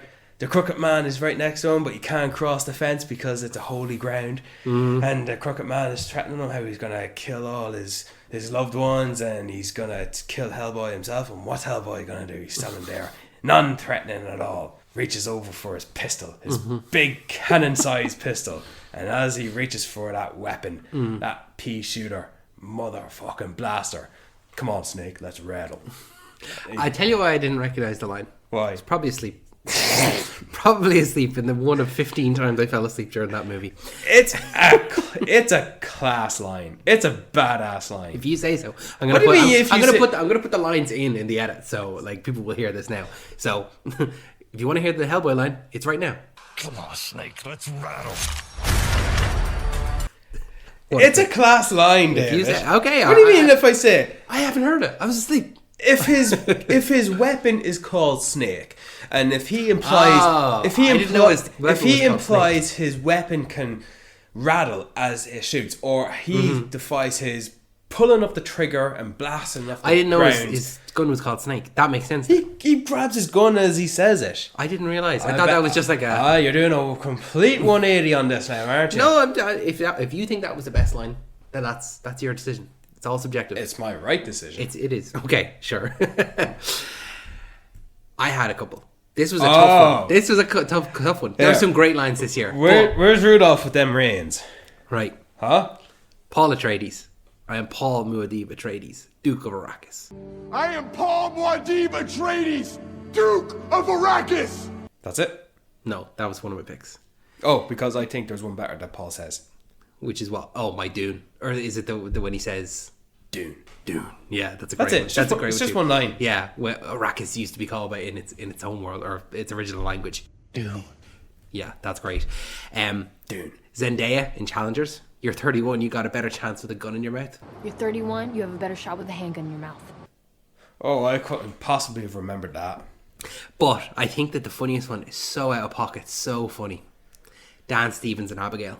She's fucking flying now. No, not What? even that. What? It's when Catherine Newton runs in and I got the garlic. And he turns to her and he goes, it's a bag of fucking onions. And it's just in his Brooklyn accent or whatever he has. Great time to cough. And just the way he says it, that he just turns around and goes, Okay? I got him! Sammy, those are fucking onions. I don't even think he looked back. I think he knew she grabbed it. it was just one of my favorite line readings of just like, just so deadpan, like he's not laughing, he's not annoyed. It's just like, that's a bag of fucking onions. It was so funny. That's a good one. I remember that. I remember laughing at that one as well. Did you try hard to pick that one, or did you just That one, I initially did have the Dune one. But then when I was scrolling through Twitter and I actually saw that clip and I was like, oh, that's just so funny. Oh, did you search best lines of 2024? It just came up. Oh, it just right. came up naturally, and then because we had planned, like we were going through these kind of suggestions for the last couple of weeks, Yeah. and it just came up, and I was like, I'm gonna like that, just so I remember that that's a really good line, and I think thinking on it, it was just the That's most a out of pocket. That's a good line. It's almost as good as my "Come on, Snake, let's rattle." Brian, what was your favorite performance of 2024? Jack Casey. Do you not know who Jack Casey is? No, He played Hellboy. oh, fuck off. What? Hellboy and the Crooked Man. Your favorite performance was Jack Casey as Hellboy. Oh, as he smokes his cigar and then swallows it. Brian, it's not opposite day. How many times did he go? Oh. I don't know. He does it more time than Daryl Dixon does in the entirety of The Walking Dead. Oh. I'm joking. I kid. You jest. I kid. Yeah, Colin Farrell. As the Penguin, Yeah. completely slips away. It's a great pick. Like completely, it's the Penguin. If It's you, all it's called. if you need a reminder or to be fully convinced how good he is, watch that viral TikTok video where he's using his own accent while he's under all those prosthetics. Yeah. Did you see that? Mm-hmm. Where he's thanking the crew, is it? Yeah. Yeah. Just completely different person altogether. Yeah. What about you? Tough choice. Some great performances. Mickey Madison in Anora. I don't think you saw Anora, but she's No. great in that. I made an executive decision to not watch movies if I did not have the time for, especially if it did not come out in time. Yeah, for it was a cinema. really limited release here in Ireland, so I understand people not having seen it. Alicia Weir in Abigail was really great, playing an older character in a young person's body. Ray Fiennes in Conclave was great. I could definitely see him being nominated now for Best Actor for that. Told you so. David Johnson in Alien Romulus as Andy. Yeah. That was really, really good. And the way that character changes between scenes, like Yeah. over the course of the story. It's interesting. Like everyone else has to act scared, but he doesn't, and you think that would be easy, but no, it's not the case. Like he has to portray himself differently, Yeah. and he does so. Calculating and not And menacing. his but- manner of tone in delivering the lines, yeah, it's very good. But none of those are your picks. No, my favourite performance, Naomi Scott in Smile 2. Yeah, I was considering that. I think her slow descent into madness over the course of the film was great. And the way that her character is like, she's obviously famous and having to deal with what comes with that, but also being a former addict. And so people not believing her, and it's just a great like descent into madness, and the way she starts the film and the way she ends the film, how she gets to that point is great, and she just gives a great performance. Shame she's not going to be nominated. Yeah, horror just doesn't seem to be recognised in award season, does it? Yeah. Like, I think Smile 2 it's a great film. It's a sequel that's better than the original. I think it expands upon the original really, really well. I think that I look forward to, if there's a third film or if it's a prequel or whatever, I look forward to being back in that world with that monster, and how that director, what's the director's name again? Oh, I can't remember. Um, If I looked it up on Letterboxd, I'd remember. it is Parker Finn. I knew it started with a P. He writes and directs those films, so he's very much involved in that. So I hope that he stays with whatever comes next in that world. But yeah, no, I think that she was great, and the fact that she portraying a singer as well, and you kind of believe that she was a singer in it. Yeah, unlike what M. Night did in his movie. I believe now that his daughter was Lady Raven. I believe that. I believe that, but I think the Guys Over a Smile portrayed it better. Yes, it yes, felt definitely. more lived in, as you coined. There Yeah. you go, David. That's a line I like. Yeah. It's something you said. Lived in. That came from you. Well, I'm glad that you used reference me. Oh. Come on, Cyclist Ronald is better. Brian, what was your favorite villain defeat of 2024? Oh, so yeah, I forced this on you, right? Yeah. Alright. Throughout the movie, this bully really thought he was the shit, thinking he was talking down on the victim, thinking he had total control over him, thinking he could do whatever he wanted and force anything upon him. And this whole time, he just would not stop. And when you think he's about to get his just desserts, he just comes out on top again. And just a shithead. And when it came time, push come to fucking shove, when Taron Egerton shoved Jason Bateman into that fridge, smashed that container to the ground, releasing the virus, and he locked him in, David. Jason Bateman knew what that vial was. He knew how lethal it was. It's so lethal, it kills you within seconds. He knew this. And the guy he was toying with and bullying with and giving him such a Complete hard time control over, the entire the movie. whole day. And he was locked in the fridge with the thing released into this confined space. I watched the scene a few times, and you gotta watch Jason Bateman's face on it. The realization. The realization, the shock, like, this is not happening. And what's going through your mind in this instant moment? Is he thinking about his family? Is he thinking about his life regrets? Is he thinking how he could have done things differently?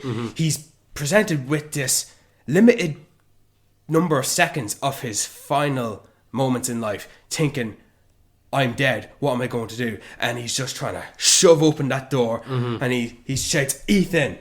He calls out his name as if, come on, we got to know each other. We know each other. Like, help me. And he's locked him in there, and then it's getting close up to his face, and he's trying to cover his mouth with it, and he's coughing. He's just desperate at that point. And he's coughing it up. I think I held my breath until he collapsed to death. So you knew he was gone. Yeah. I have to hold my breath until I know that this guy is no longer. What did in my Ethan's face life. look like when I just explained that to you? It was like it was like the virus or the gas was raising up on you, and you were like trying to get your head up. I have to get away from it. Yeah. I can't recall a satisfaction of watching defeating of a villain since Blade Runner 2049. That's how impactful that was. Yeah. Jason Bateman plays a great bad guy. Yeah, he does, definitely. And that is the best scene of the movie. Watching him get his comeuppance. What did you think of that scene? Like, surely that's not just that's a natural thing to come in this movie, isn't it? No, seriously, what did you think in that moment? Because what he's doing, he's opening the suitcase, checking the thing, and he shot Ethan, and he's just listing off. He's just kicking him while he's down. A nobody, a shithead, a loser who isn't awake. And then he realizes he's put the rug out from under him, and it was good. It was good to have Ethan overcome him, because there's so many times throughout the film where he's not passive. He's not just going along with all this. He's like consistently throughout trying to find a way to get some kind of message out there or let someone know. And Jason Bateman the entire time is just one step ahead. I'm just a little bit smarter. I have a team of people. I know what's going on around. So finally, when he's in that situation where it's just one-on-one, it's good to have Ethan is able to outsmart him in just this one instance, even if it's over the course of the movie, because he's only tricked him twice. Once with the red ribbon earlier on, and he did pull the gun from him and he pointed at him, but like then he pressed the trigger on the release, so he couldn't do much about him in the bathroom. Remember that scene? So like honestly, that it was such a reward, And It felt satisfying, yeah, absolutely. oh man, I don't know how you can't feel the same. Like, I don't know how you don't feel the same as me right now. I'm surprised you didn't pick the other one. For me, it was like there was only one answer. What? Dementus in Furiosa. Like a character, a revenge story from Furiosa's perspective. Working her way up to kill the man who killed her mother. And that's like the whole story is like leading to that. And then in that the final kind of confrontation where Dementus wakes up and Furiosa has already been there and emptied his water and destroyed the vehicle. He can't move or anything. Like And she's this. toying with And him a little. She's toying with him, and then he's also trying to nearly squirm his way out of it. Of like, right, give me a quick death, you know, and you need to shoot me in the back of the head, because I won't know when it's going to go through me, so you'll get that satisfaction and stuff like that. He's trying to really like worm his way out of this execution. And even at that, you know, the way that there is no definitive answer as to what happened, but we get multiple different deaths from him. I think there was one that's to be implied as the definitive answer with the tree. With the tree. Yeah, but we also get she cut a tree off the root and him it. No, she didn't do that. No, but we do get the other versions of that where he's dragged through the desert, who's shot in the head, or, you know, we get the satisfying, like, violent endings while also being the torturous ending. So the fact that it felt kind of a bit of a video game optional ending. In a way, yeah, I can see that, but I think that just knowing that he is defeated one way or the other, you know, whether it is he's dead out in the desert or he is back in the cave under that tree and he can't move and he like would be thirsty and hungry and there's literally fruit above him, you know, and he can't reach it, just out of his reach. Like it's his just desserts. It's his punishment for his life for the life that he's forced Furiosa to live.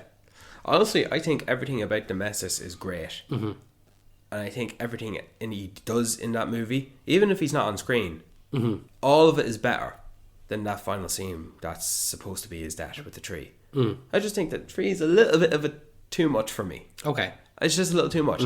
But everything else with Dementus, everything else you can think of, I just found more engaging and interesting, and I liked it more, and I like seeing it, or I like knowing it. I just liked everything a bit more. And I don't know, Dave, I just didn't feel all euphoric like I did when watching Jason Bateman inhale that virus. I suppose, it was like it's your favourite defeat. So, I completely understand, Brian, similar to how last year we had the question that only had two answers, and that being Barbie or Oppenheimer. Yeah.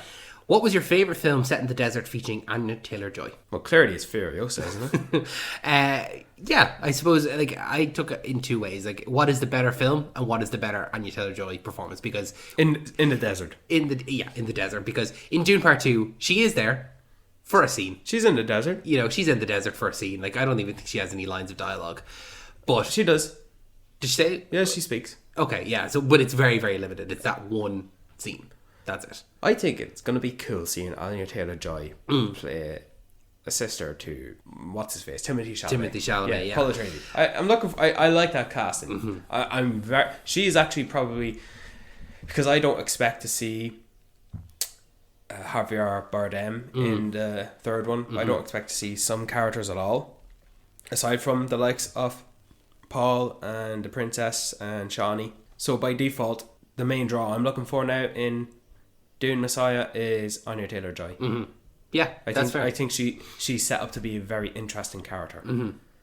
I think I agree in that Dune Part 2 is the better film of the two. I agree. But Anya Taylor-Joy in Furiosa is brilliant. And I think I really genuinely do believe that character, by the end of it, is Charlize Theron in Fury Road. Yeah. You know, there is a direct line between those two. There was even a point there where it sounded like it was ADR, or like, you know, I genuinely think like, is that Charlize Theron? Like, I think it was, I need a vehicle. Yeah, it was really, really spot on in terms of, and I really liked her performance throughout, and you know how that ended, where you can literally watch then Fury Road immediately after, which I did. Yeah. At one point, we went and we saw Furiosa the second time, and I watched Furiosa and then immediately watched Fury Road. Don't watch the end credits. Don't watch the end credits because it reminds you. Oh yeah, there's another movie set in this canon timeline. I don't know where you're at in the questions, David, but there actually is a line in in an actual movie this year that I do want to give a shout out to. Mm-hmm. All things considered, which, come on, Snake, let's rattle. The Holy War is about to begin. Yeah, the last line in Dune Part 2. Yeah. Yeah, I'll stick it in here. The holy war begins. Yeah, it's really Chills. chills. It sets you up of like, oh shit. Even though the I- hero, the protagonist won. Yeah. What has started? And you know what else? I don't even really need to see it. It's the aftermath that we're going to see, isn't it? I think. I'm not familiar with Dune Messiah. Well, I've never read either of the books. I don't know. See, but I'm not expecting to start in the middle of a war. I'm expecting that's going to be some time the end. after. Yeah, But it's just the way Rebecca Ferguson delivered the line. Mm-hmm. She did it in a way where it's like chills. yeah, absolutely, 100%. We're getting close to the end. Okay. Of our questions.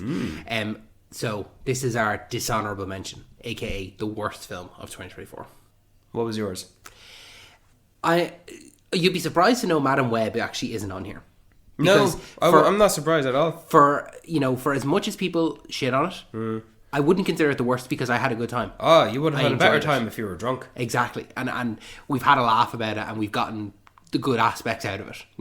For as bad as it is. But If was pretty bad. I really just didn't enjoy If. Fair enough. Ministry of Ungentlemanly Warfare. Yeah. Really just not good at all. You're picking an awful lot of honorable mentions, whereas I'm behaving today. I know, with my yeah. singles to choose and answers. I'm picking 20 movies for most anticipated 2026. That's okay. Yeah, that's the trade-off here. Godzilla X Kong. Yeah, that was Really bad. just bad. I really... you can listen to our episode on that, and I just hated the scale. That was the biggest problem for me, is like if I'm seeing a big monkey and a big lizard, I want to see them be big. I don't want to see them look a normal size. Yeah. In relativity. But the worst film that I saw, but I had the best naps in, was Hellboy the Crooked Man. Really? It was a movie where like I was watching it and I just was really not enjoying it, where I was like falling asleep, and normally if I fall asleep during a movie I'm like, fuck's sake, wake up David, and I'll like punch myself in the leg or something, or like I'll bite down on my lip or something to just wake me up. Yeah. Hellboy, I fell asleep and I woke up and I was like, oh, is this still going on? And I went back to sleep, like I just, anytime I fell asleep I just gave into it. Like I didn't care for it at all. I just really it was probably just like the worst. It's the film that I don't have anything nice to say about, Wow. Yeah. You're not going to convince me any right way left to heaven that Hellboy the Crooked Man is worse than Drive Away Dolls. Yeah, you really didn't like Drive Away Dolls. Yeah. What do you mean I didn't really like it? No, you really didn't like it. I left to get popcorn. Yeah, that's a big thing for you. See, Dude. Drive Away Dolls. You were anticipating Drive Away Dolls. I wasn't, so I didn't I have wasn't like. really anticipating. Well, like- the only anticipation I knew is that it was one of the Coens and it was one of the movies delayed from 2023 to 2024. Yeah, but you That's also it. had the cast as well in your mind of Pedro Pascal. And, But I knew they were going to be in a limited capacity. Dreadful. yeah, I thought it was Absolute- fine. It was fucking unbearable. This is the worst movie of this year. Not Madam Web, not Craven, certainly not Hellboy the Crooked Man. Drive Away Dolls, directed by an Oscar-winning writer-director, starring Oscar nominees, Oscar winners. Garbage. Dirt. Should have got more popcorn. Okay, we're getting to the end. Before we go into our top 10, would you like to know some stats about Talking Pictures in 2024? About the movies that we watched. Please do. So over the course of the year, 2024, we reviewed 38 movies. Keep going. I'm listening.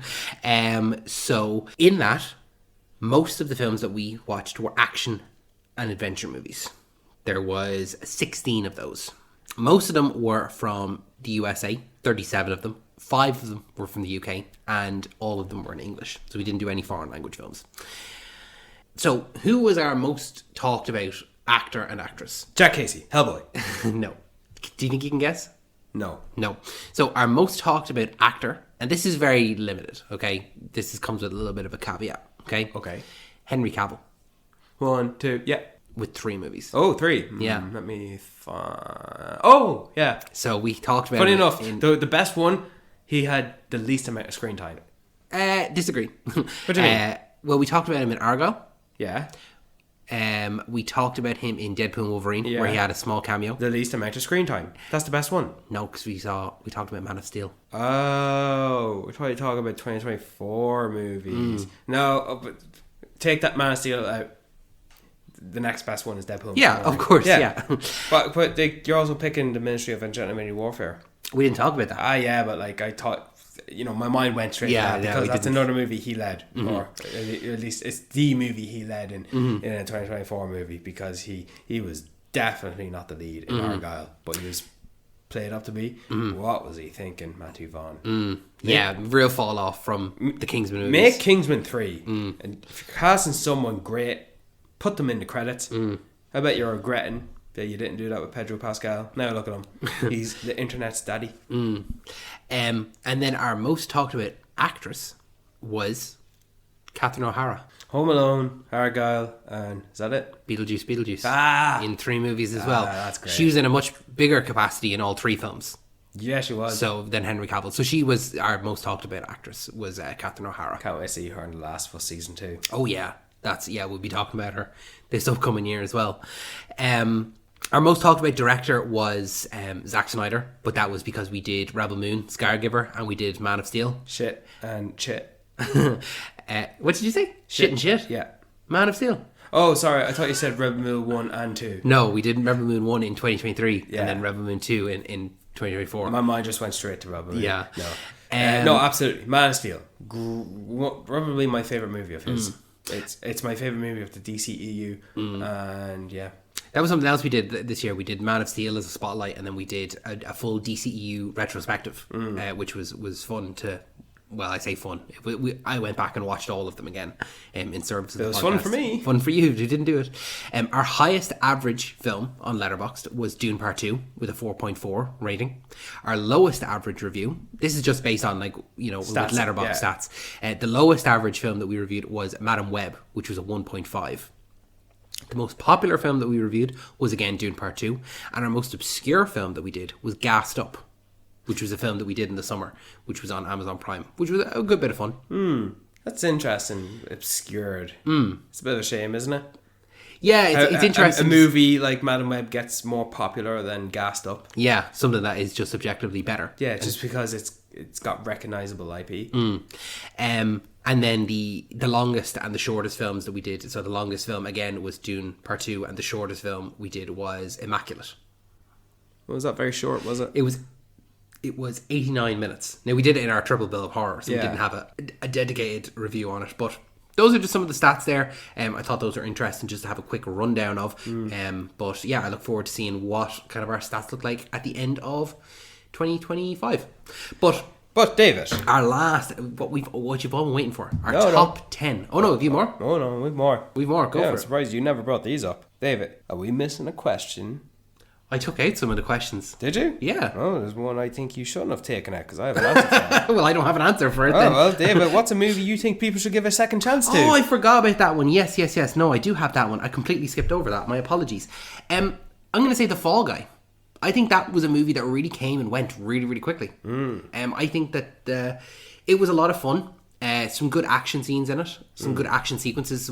Some great stunt work. I think that's the whole point of the film, is that it's about a stuntman and some great stunt work. A lot of fun. Very funny. And a great ensemble cast of Ryan Gosling, Emily Blunt, Aaron Taylor-Johnson, Hannah Waddingham. Just some great Stephanie Hsu is in there as well. A film that I just think it did well in terms of positively reviewed and stuff like that, but it came out and then within 2 or 3 weeks it was on streaming. It just was really quick in and out. Yeah, well, so I think it's a sign of the time, isn't it? yeah. So no, I forgot about that one. Thank you for bringing that up. What do you think? Second chance? I don't have one. You don't have one? No. Okay. I do, but I'm saving it for another question I'm about to ask you. Okay. Because I just generally don't have one. Okay. I don't think I have one. Any movie I've seen is well, you've either watched it or you don't. But I do. I'm saving that question for last because there's a few things I want to say. Because you mentioned earlier in this episode that Tim Burton and Ridley Scott went back to make a sequel. to Legacy one of- sequel, yeah. Exactly. And interesting that we got a Venom 3 and a Sonic 3. Yeah, that's just the only thing you missed.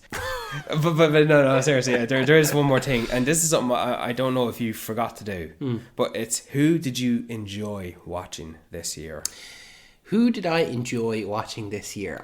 I picked two. I included this in kind of the performance. Well, I didn't, you see. That's okay. Because that's... mine's different. Yeah. I picked a male and a female. Mm-hmm. I'd say probably from memory. Because last year I picked John Hamm and you picked Patrick Wilson. Yeah, I'd say probably your man that was in Abigail and King of the Planet of the Apes, Kevin Durant. Yeah, he's a great one. He was one that I really enjoyed, and I wish I'd seen him in something a third Yeah. thing, just to really, he would have cemented himself as like a great one. But because those two things came out at the start of the year, Yeah. he wasn't at the forefront of my mind in those favorite Oh, it's performances. a shame. I really want to see him more. But he was great in both of those He roles. was brilliant, honestly. He was notable scene stealers, Yes, if anything. in both cases, yeah.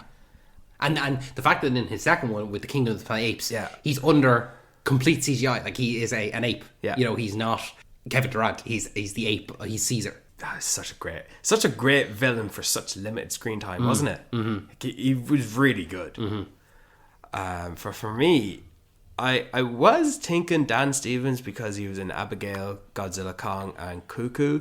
But I didn't really think those movies were top tier. I didn't see Cuckoo, and I just... Godzilla Kong, even though he was in it, because it was so bad, so disappointing, I wouldn't nearly consider him in it, you know? I was also thinking Willem Dafoe for Kinds of Kindness, Beetlejuice 2, and Nosferatu. Yeah, you didn't like Kinds of Kindness, though. Fucking hate it. Yeah. Surprised I didn't pick it as most disappointing, but I just hate Driveway Dolls more. And then I was thinking something. Why didn't we do a triple bill of Bill Skarsgård with The Crow, Boy Kills World, and Nosferatu? Because I didn't see The Crow or Boy Kills World, that's why. But he had a good year. He did, yeah, no, he did definitely. And Nosferatu, I think, without having seen the other two, Nosferatu was his best role. Yeah. But the actor I've chosen that I enjoyed watching this year of 2024 is Northern Irish actor Anthony Boyle, playing real life figures, first being a World War II pilot as Harry Crosby in one of the planes as the navigator, as the Abraham Lincoln assassin Charles Wilkes Booth, and lastly, IRA member Brendan the Dark Hughes. I've seen this guy, Anthony Boyle, in all these TV projects in 2024. And I've recognised him now. And I look forward to seeing him in yet another TV show coming out, hopefully in 2025, in House of Guinness, as Arthur Guinness, the son of Benjamin Guinness, who is the man responsible for the extraordinary success of the Guinness Brewery. I thought Arthur Guinness was the man that made Guinness. Well, I guess he's playing Arthur Guinness, so... Yeah. Do you remember when, when Guinness, it was like a couple of years ago, well, probably about 15 years now at this point, it was their anniversary and they had that ad that was like, to Arthur, and like everyone would toast to Arthur Guinness. Well, Anthony Boyle's playing Arthur Okay. in Netflix-produced House of Guinness, set in Ireland. Nice. Looking... I look forward to that, yeah. Guess where they're shooting it? Where they shot Abigail. With job again. Yeah. Brilliant. But You have an actress as well. I have an actress as well, Kelly Spanley. Oh, great choice. Yeah, brilliant Because choice. not just in Alien Romulus, not just in Civil War, but also, this is a 2023 movie, but it was released in 2024, and I'm a hypocrite, but Priscilla. Yeah, I didn't see Priscilla, but yeah, no, I the great choice. Callie Spaney is a great choice. And we're going to see her next year, or this year I should say, in Wake Up Dead Man, and hopefully the second season of Beef. Oh, brilliant. Yeah, great. I'm looking forward to seeing her in both of those. She was great in both Alien Romulus and Civil War. I actually nearly put her as my one of my favourite performances from Alien, but then I thought, you know what, David Johnson just edged it out a little bit better. But yeah, no, great choice. Both great. Well, I've not seen the Arthur, or not the, Anthony Boyle. I've not seen him, but Callie Spaney is a great choice. Yeah. Pay attention to him. He'll be coming up real soon. Marvel or DC will get him one way or another. Maybe Star Wars will. It's finally here then. It's time for our top 10 of 2024. Do you want to go through your top 10 first? Sure, I'll go through mine first. We're going to go from 10 to 1. 10 to 1, okay. I'm not gonna spend too much time Dilly or No, I Dalian. think we've I'll talked just- about. Well, if there's anything that come up that we didn't talk about and you want to say something about, absolutely say whatever you have. But I'd say most of what we've talked about the last 2 hours, I think we've said a lot about a lot of films. So This we don't is need to go into this it. list for me is actually quite relatively easy to make. So Yeah, number 10, Kneecap. Kneecap. Yeah, great choice. Great film. Yeah, that's all I have to say about it. Yeah, Number 9. we'll probably talk about it a bit more in our Oscar predictions if it does get Yeah, nominated again. for. Yeah, But like I just summed up how much did I laugh at. Yeah. And so number 10 is Kneecap for me. yeah, Number 9. This is nothing to do with recency bias or anything like that. I just thoroughly had a great experience watching it. Conclave. yeah. Okay, didn't make my list, but yeah, Conclave is Conclave, baby. I'd say you will Maybe I definitely see should- that nominated for Best Picture, and probably either Ray Fiennes or Stanley Tucci being nominated in Best Actor or Best Supporting. Yeah, well, hopefully so. We'll see. We'll know soon enough. Number 8, Challengers. Challengers. Yeah, You want to know why? Go back, listen to our talk about it. great soundtrack. I think that'll be nominated. I've listened to it a few times. Yeah. Yeah. Number 7, Kathleen Is Here. Kathleen Is Here. Never mentioned this one. Talk about this one. It's an Irish movie. This is a movie that was a feature length from an original short movie directed by Eve Birthwhistle, if that's how you pronounce her. I'm only after learning this now. She's one of the sisters in Bad Sisters. Oh, no way. The director of my 7th favourite movie of 2025 is the director of Kathleen Is Here. Brilliant. And I just realised she's one of the actresses in Bad Sisters. Nice. Who'd have thunk it? It's about an 18-year-old Kathleen who's fresh out of foster care. Her departure coincides with the death of her biological mother. So she returns to her hometown to take ownership of her mother's house. Hey, that's great. She's a house. She gets a job and Better than most. even first world problems. Or is it though? And even a friend, but the emptiness of Kathleen's life cannot be filled by social media and reality shows.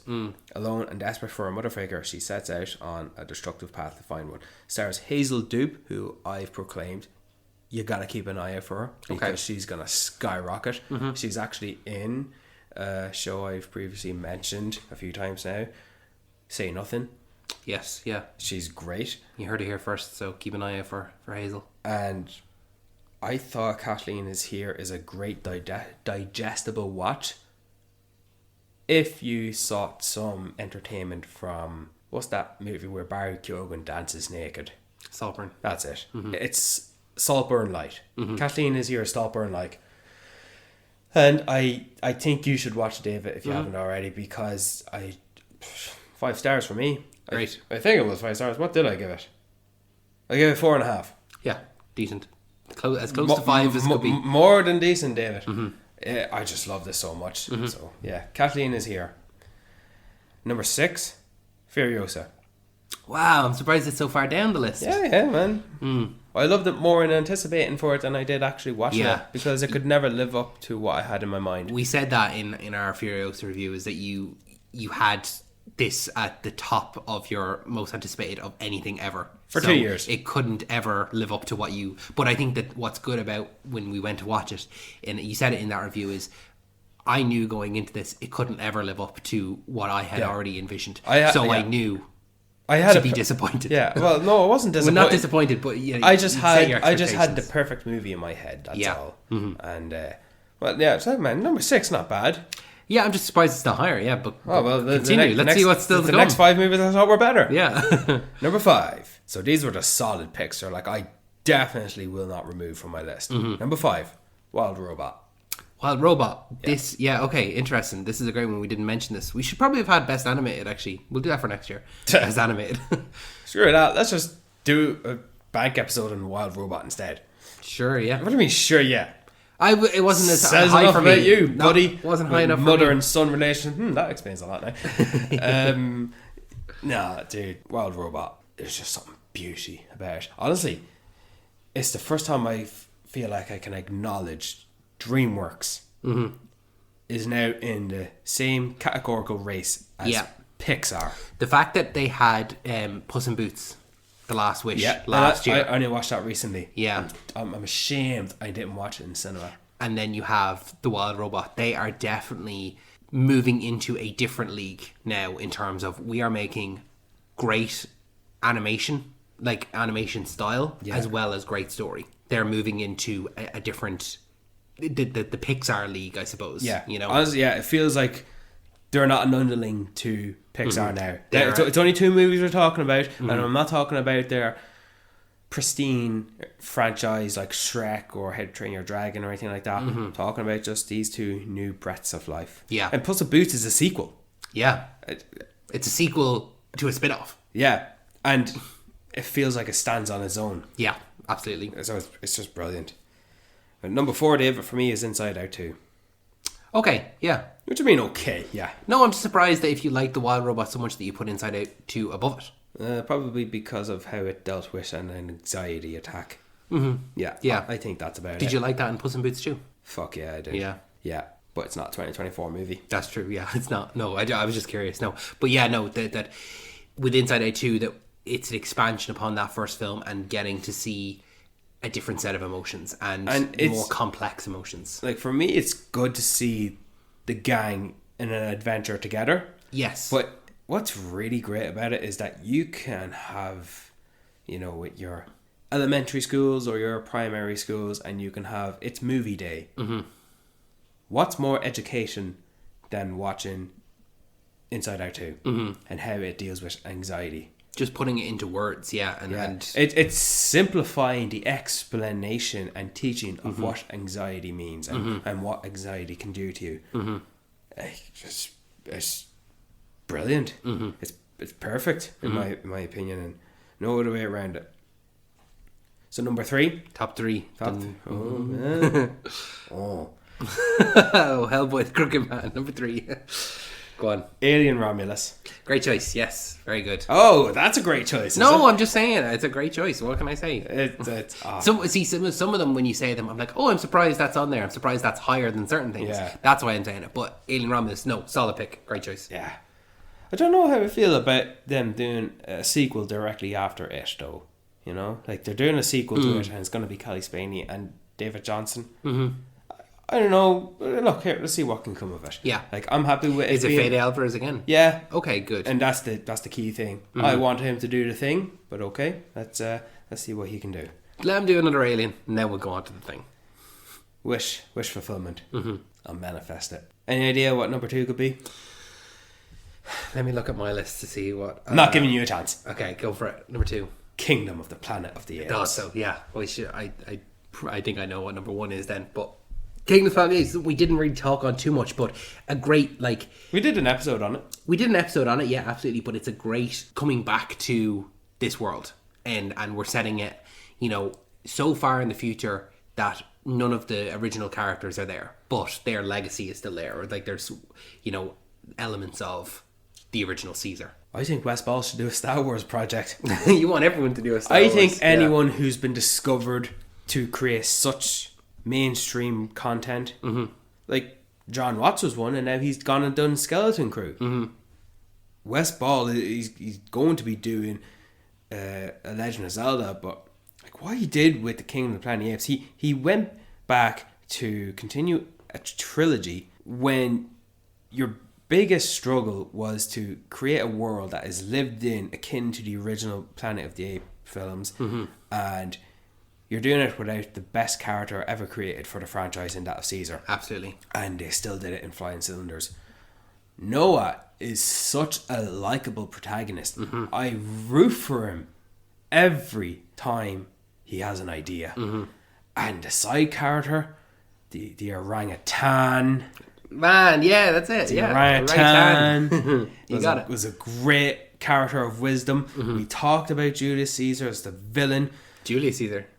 That's what he was, yeah. Is his first name? Does he go by Julius? Yeah. I knew he was Caesar. Oh yeah, no, he goes by Julius Caesar. I didn't realise. Yeah, Okay, it's just cool. to Yeah. signify the differences. Even that. That's probably from William H. Macy reading to him and telling him the yeah, stories of most the likely. Roman He was Empire. a great character as well, and the big gorilla villain as well. Yeah. The silverback, yeah. I know Jason Bateman was a villain to beat for 2024, but that gorilla was a close second. Yeah. That gorilla killed Noah's father. comeuppance on that. Yeah, definitely. And all Noah had to do was just watch him drown. And that gorilla had to think about, Oh shit. yeah. Consequences to my actions. And I don't know if there's been a perfect creation for a villain in their origin story than May. Yeah, The human and where girl. she's coming from, or where she's what her objectives are and her motives. Yeah, Honestly, I'll be disappointed if they don't continue the second one after Kingdom with her as the villain. I actually want her to be a villain because of, let's just go back and listen to it, because she longs for a world that she knows existed once upon a time, but has never experienced. I never experienced it, and so how desperate is she to make it reality? Yeah, I think and it'll she- never live to be what it once was. What she wants to be. But she's gonna want that, even if it means she'll kill and die to get it. I think that is perfect recipe for a villain, and well, surely you agree with me, right? Yeah, no, absolutely. I think you I did. don't want her to be the female lead going forward. I want her to be the villain, Yeah, and I want to feel for her. I want to understand why, because you get it. We get it. It's. I'll probably just keep on waffling and if it explaining. don't stop you, yeah. Yeah. So what's number one then? As if I can't guess. Dune? Dune, my Dune. Dune Part 2. Yeah. No, it's incredible. It's the best film, I think. Absolutely. It is, yeah. And I think there's going to be war if it doesn't win Best Picture. I would be shocked if it didn't win Best Picture. And do you know what? It's such a great film for a film that when I watched the first one, I wasn't like too crazy about the first one. I was like, that was really good. I enjoyed that, but like didn't really think much of it. But Dune Part 2, incredible. Brilliant. I'm glad to say that both of our lists are very different. Very different Yeah. to a certain extent. Well, I bet. I have a few films on here that you didn't pick, and I have other films that are in different positions and all. So, Okay. good. It's my top 10. Number 10, I've got Monkey Man. Really? Yeah, I like that, how we talked about it earlier. Very surprised by it and really enjoyed it. Very good. And for all the reasons that I said earlier, it's I'd highly recommend it. Do you wish we talked about it? I'm okay with not talking about it, but You're happy we spoke about Madam Web and Argyle and Craven? no, if I could swap them out for something like that, then yeah, maybe I would swap it out for Argyle. But getting glad that we got to talk about it here, and hopefully someone will go back and watch it based on that. Number 9, I've got Smile 2. Nice. Like we were saying earlier, it's just a great horror film and expands upon the world, and it's better than the original. And I wasn't expecting to like it as much as it, but it's here on my top 10. I've got number 8 as Nosferatu. You liked it that much, huh? Yeah, I think that it was just a great retelling of the story for a modern audience, and I think Robert Eggers was the perfect person to do it as well, to put his style on it and Yeah. it fit that naturally gothic style that he has. It's crazy now. It's a generational event for some. Like we have our generation of Nosferatu. Yeah. We shouldn't get one for another 100 years now. Yeah, no. How crazy is that? That, yeah, if it goes based on that trend, yeah, that's crazy. Number 7, I've got Anora, which is one you didn't see. Yeah, so I can't attest to that. Yeah, but it was great, and it was interesting to see kind of a different side of a world that I'm not familiar with, and seeing kind of the life of a sex worker and how she wants a better life for herself, and that is kind of taken away from her. Is she calculated and conniving, No. or is she naive and? I wouldn't say naive. I'd say, and she's not calculating or conniving either. She She's definitely just- she optimistic? stumbles upon a good situation Right. and plays it to her advantage, and then that's kind of taken away from her, and then that's when shit hits the fan of like, no, I want this. I want to continue this because it'll lead to a better life going forward.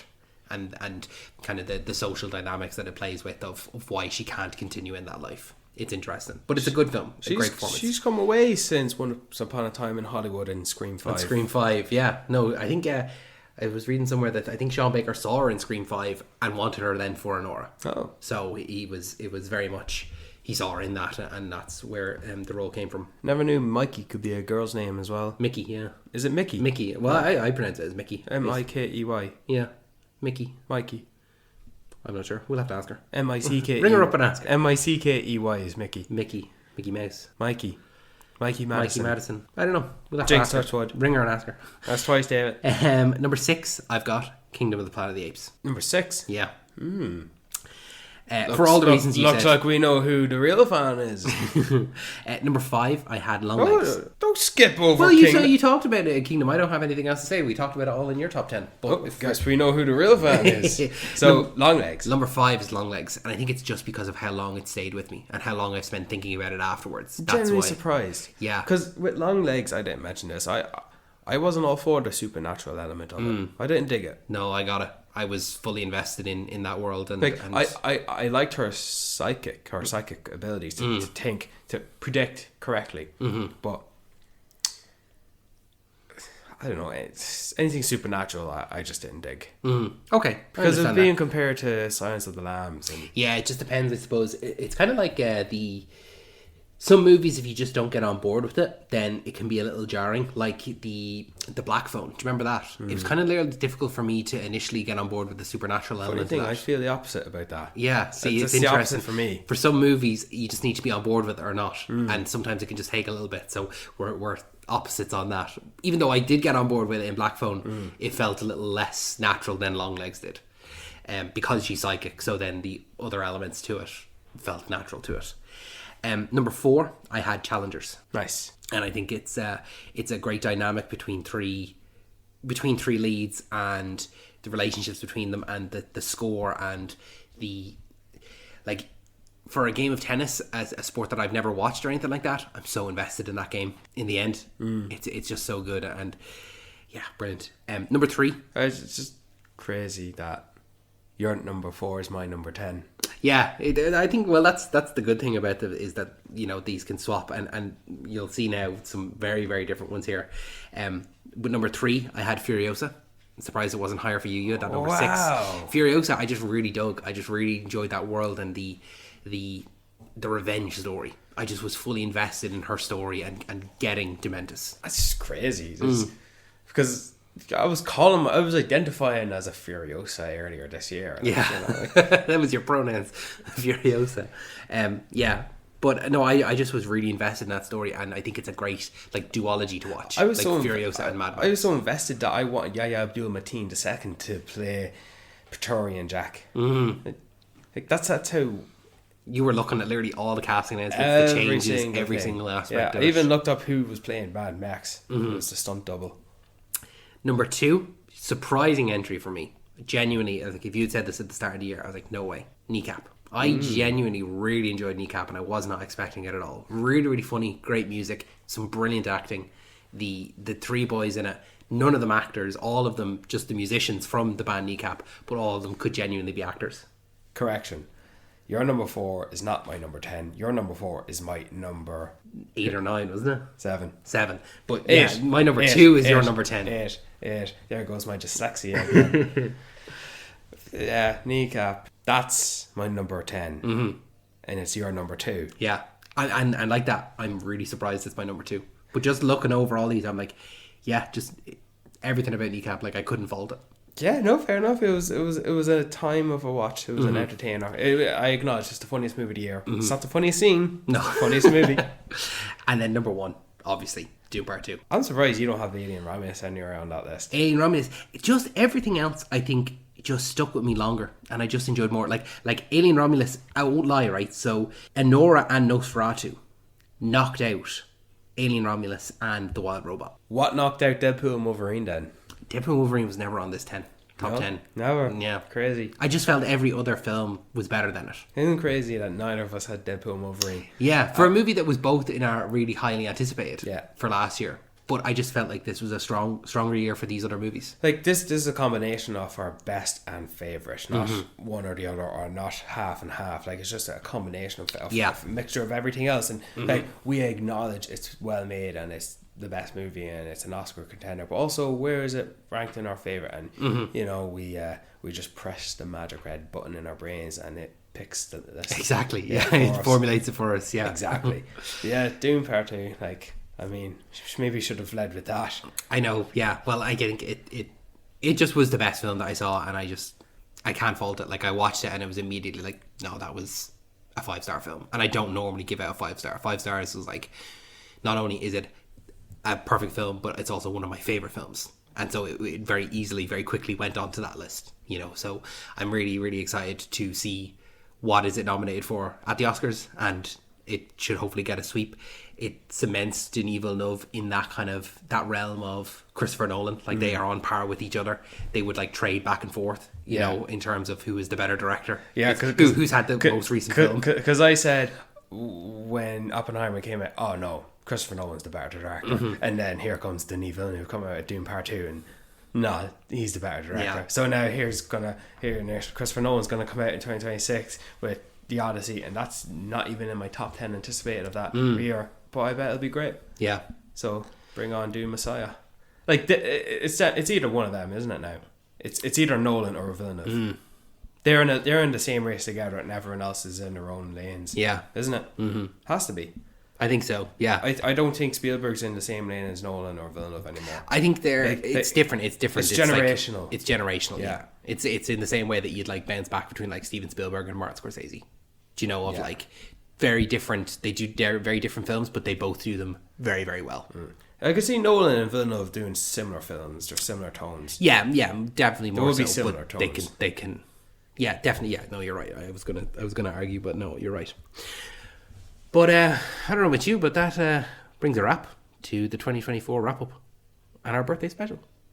Happy birthday, David. Happy birthday, Brian. Happy birthday. Thank you so much for listening to this episode of Talking Pictures Podcast. I said, is this our longest episode? it depends on when it's edited. I don't think it might be. I think maybe last year might have been a little bit longer. But thank you so much for listening to this episode. Thank you so much for listening throughout the year. I want to thank as well both Lawrence and Nathan from Another Happy Pod and Still Got Legs for joining us on the podcast and having us on their podcast, as well as Evan and Katie for having us on their podcast, where we did an episode of Pirates of the Caribbean, and then with Lawrence and Nathan we did an episode of X-Men First Class. So really, really appreciate. We had them on for House of the Dragon. And we had them on for our House of the Dragon episode. So really appreciate spending time with them. Just want to say, right, their Scream 4 episode, one of the funniest I've ever laughed. As soon as they start mentioning stuff like Ghostface in court, and does he wear like a collar neck over the Ghostface over the costume? cloak? Yeah, he still wears the cloak. He's sitting in court. I was working and I had to stop working and sit down. I was laughing so much at that. Like, those are one of those few rare episodes I'd listen again. Their Scream 4 chat was really good, as well as their wrap up for 2024 as well. Great guys, all of them. So it's great to. It's great that we got to join them and they got to join us, and the same with Evan and Katie getting to go on to make it a podcast. So thanks to them, I never want to do the Pirates of the Caribbean trilogy. But yeah, no, it was great to obviously interact with all of those podcasters. It's been great. But we'll wrap it up now. Thank you so much for listening. We really, really appreciate it. Make sure to check in again with us next week for a new episode. Yeah, what are we doing, David? We've done a choice of two, don't we? Now? What do you fancy? A Complete Unknown or Oof Man? Wolf Man. Kriya says oof when she sees a dog. Yeah, when Kriya sees a picture of Charlie in a pillow or on the phone, or she sees an image of a dog on something on a display, she points at it and goes oof. Oof. Oof. And so now I'm going oof man. Oof Man. So what do you want to do? We'll either be doing Oof Man or we're doing A Complete Unknown. So make sure that you, the listener, watch both of those films, just in case we decide to do one. Because we're doing at least one. We're doing at least one. But yeah, check out that episode next week, as well as a bonus episode. It'll be this weekend, the 19th. So yeah, we've bonus episodes every other weekend with this weekend. So make sure to check that out. And yeah, Brian, any final words? This chair is really nice. That's good. Thanks, Brian. Thanks, David.